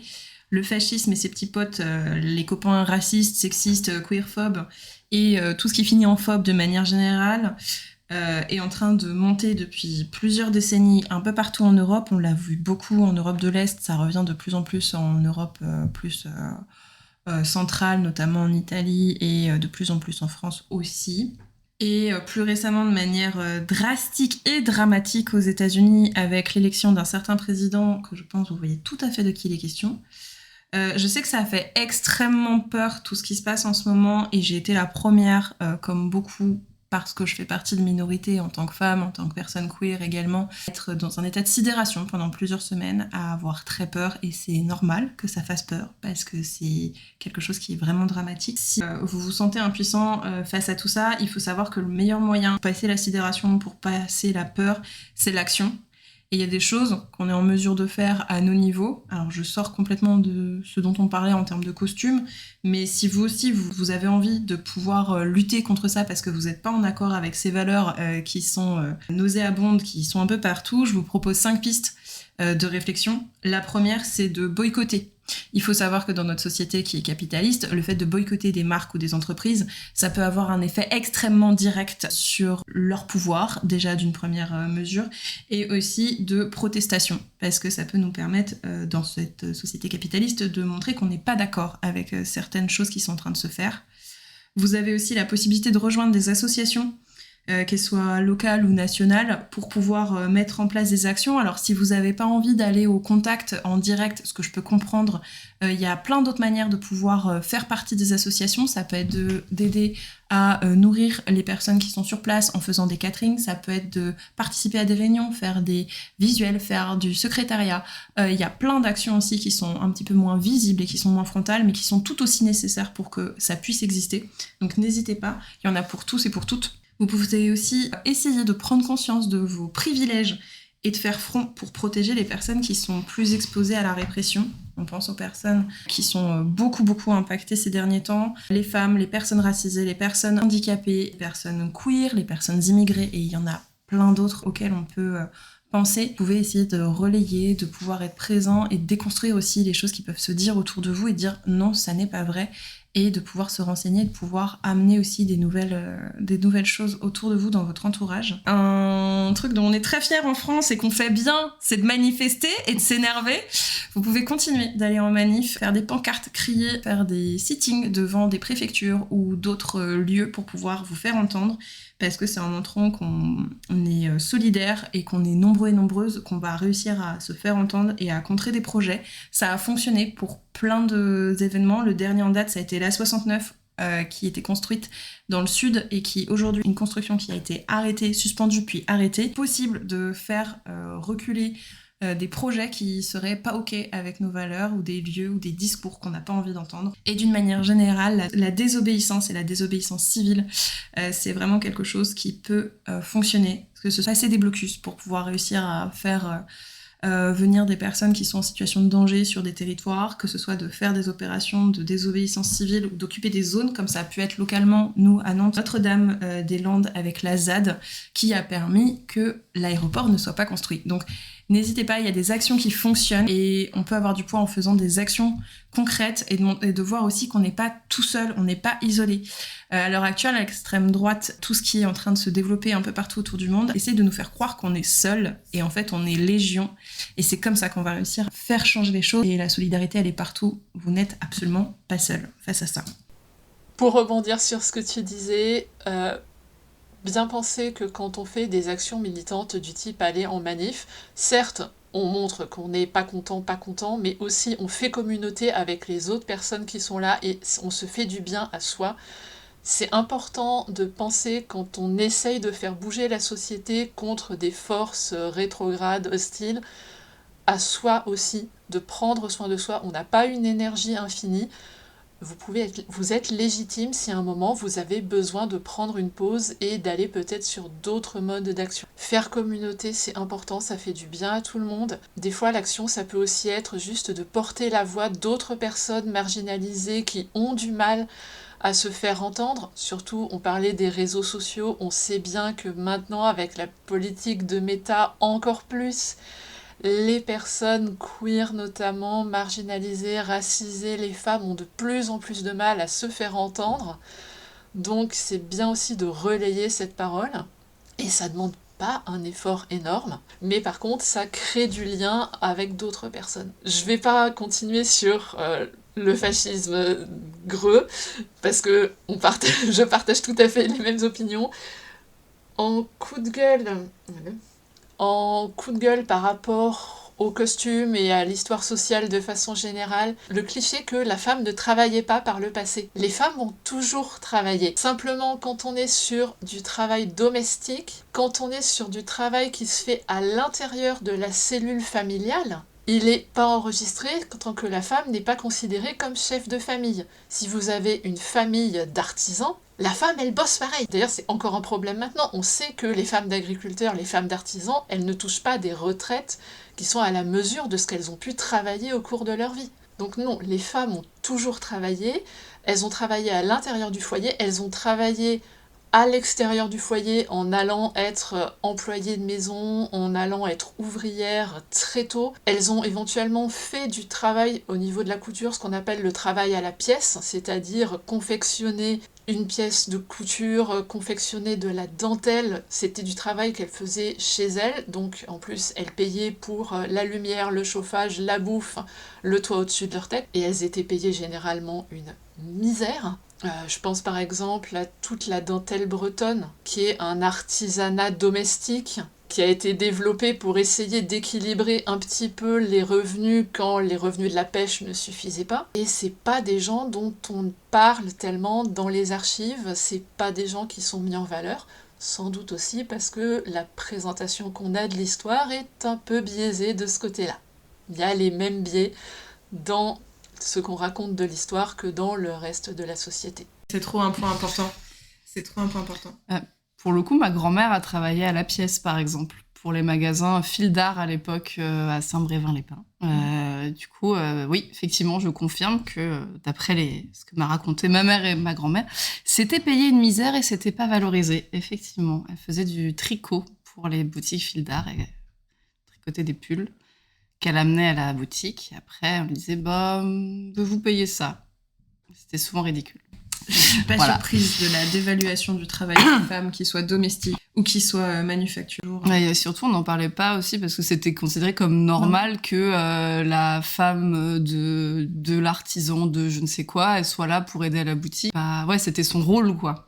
Typiquement sur les familles d'artisanes au XVIIIe, souvent elles étaient dans le rapport à la clientèle. C'est en plus du travail domestique. Et on a aussi le biais de cette idée que tout ce qui est couture, tricot, crochet, travaux d'aiguille de façon générale, c'est des trucs qui seraient entre gros guillemets intrinsèquement féminins. Ça ferait partie de ce que la femme fait naturellement. Moi, personnellement, j'ai essayé le crochet, c'est pas du tout naturel. Mais il y a encore cette dévaluation. J'y pense parce que t'as un pull au crochet, Delphine. Oui, tout à fait. C'est pas moi qui l'ai fait. Dernièrement, je suis tombée, je ne sais plus où en ligne, sur un pull au crochet qui était vendu, accrochez-vous à vos slips, 60 €.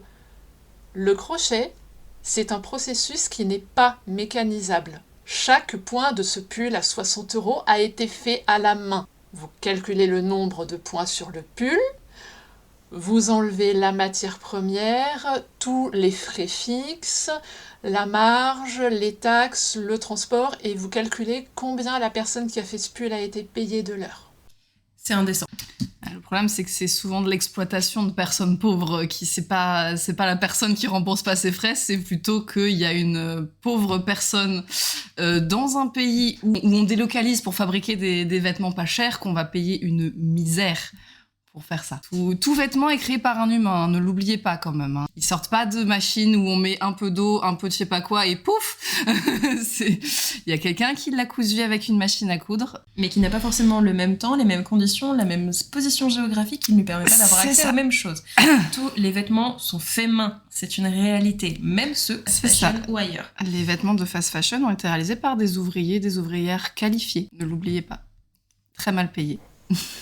Qui sont des artisans d'art au même titre que nous. Exactement. Et c'est une nouvelle forme de colonisation et d'exploitation.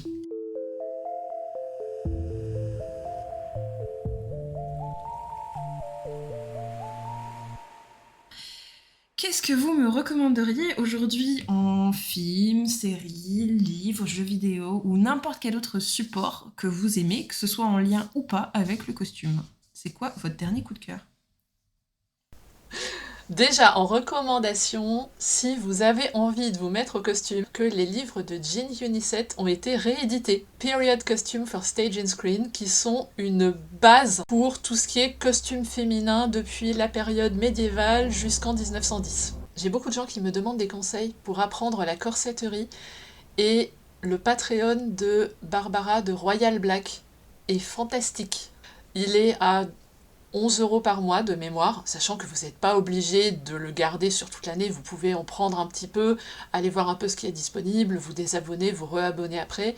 Elle partage des tutoriels qu'elle a aussi en vente sur son Etsy, et elle a une méthode pas à pas pour faire les corsets qui est vachement bien sur son Etsy. En film, j'ai revu dernièrement Mirror Mirror, qui est une variation du film de Blanche-Neige avec des costumes, alors complètement patahisto, mais absolument géniaux, avec des crinolines immenses, plein de corsets, y compris un corset pour homme. Et pour finir, j'avais envie de vous dire d'aller voir le travail de l'artiste anglo-nigérien C'est génial. Yinka Shinobare. Ah, une petite robe à tournure là.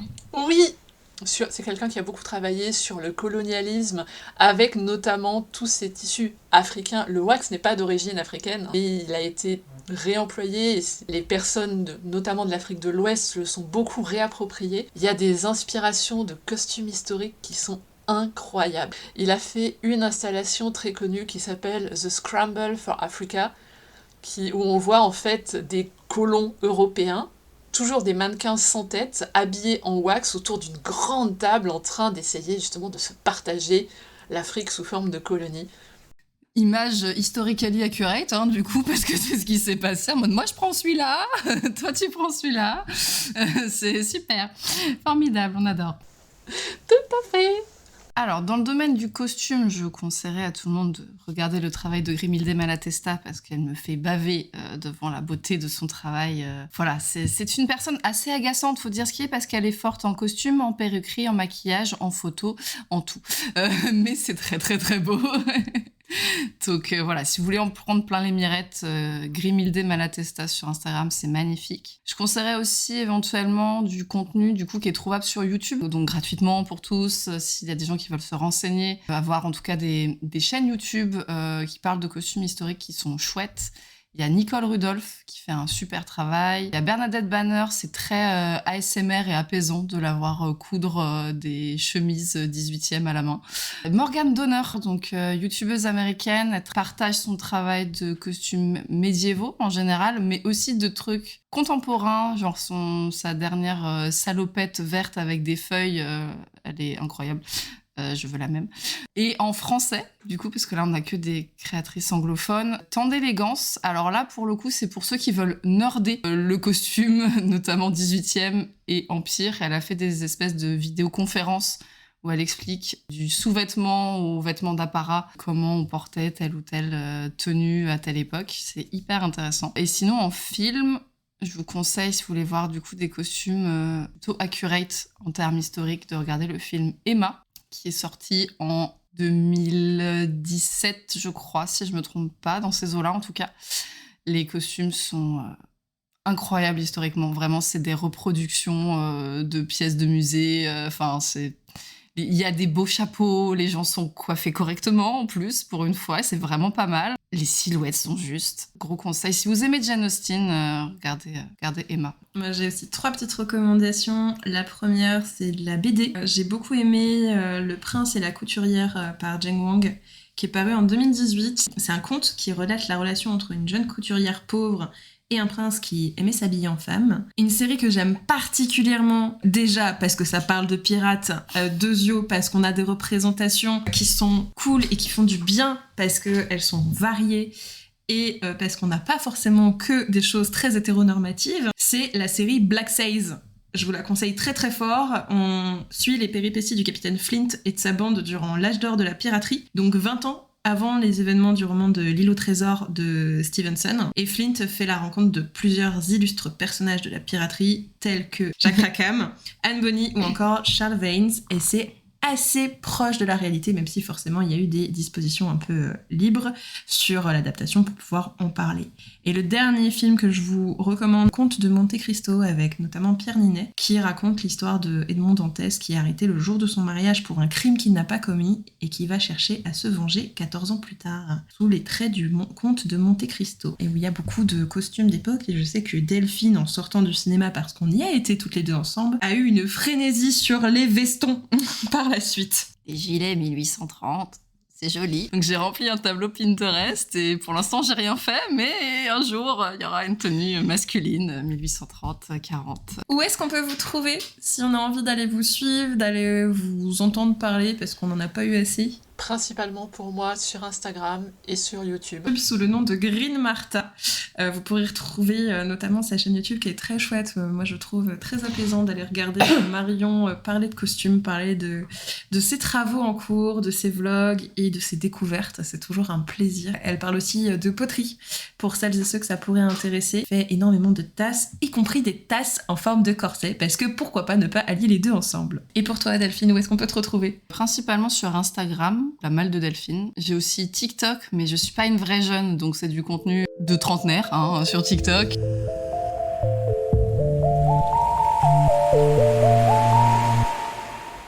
Les Vivants, le podcast, c'est terminé pour aujourd'hui. Merci de nous avoir écoutés papoter. J'espère en tout cas que ça t'a plu. N'hésite pas à partager, à nous mettre un commentaire ou des étoiles dans ton application de podcast préférée. Et s'il y a des thèmes ou des invités que tu aimerais avoir ici, tu peux m'envoyer un mail directement à lepodcast@gmail.com, donc lepodcast, lvv@gmail.com. Et n'oublie pas, tu es une pépite, un bijou, que dis-je, un diamant. Alors ne laisse personne te dire l'inverse, pas même toi. À bientôt pour le prochain épisode.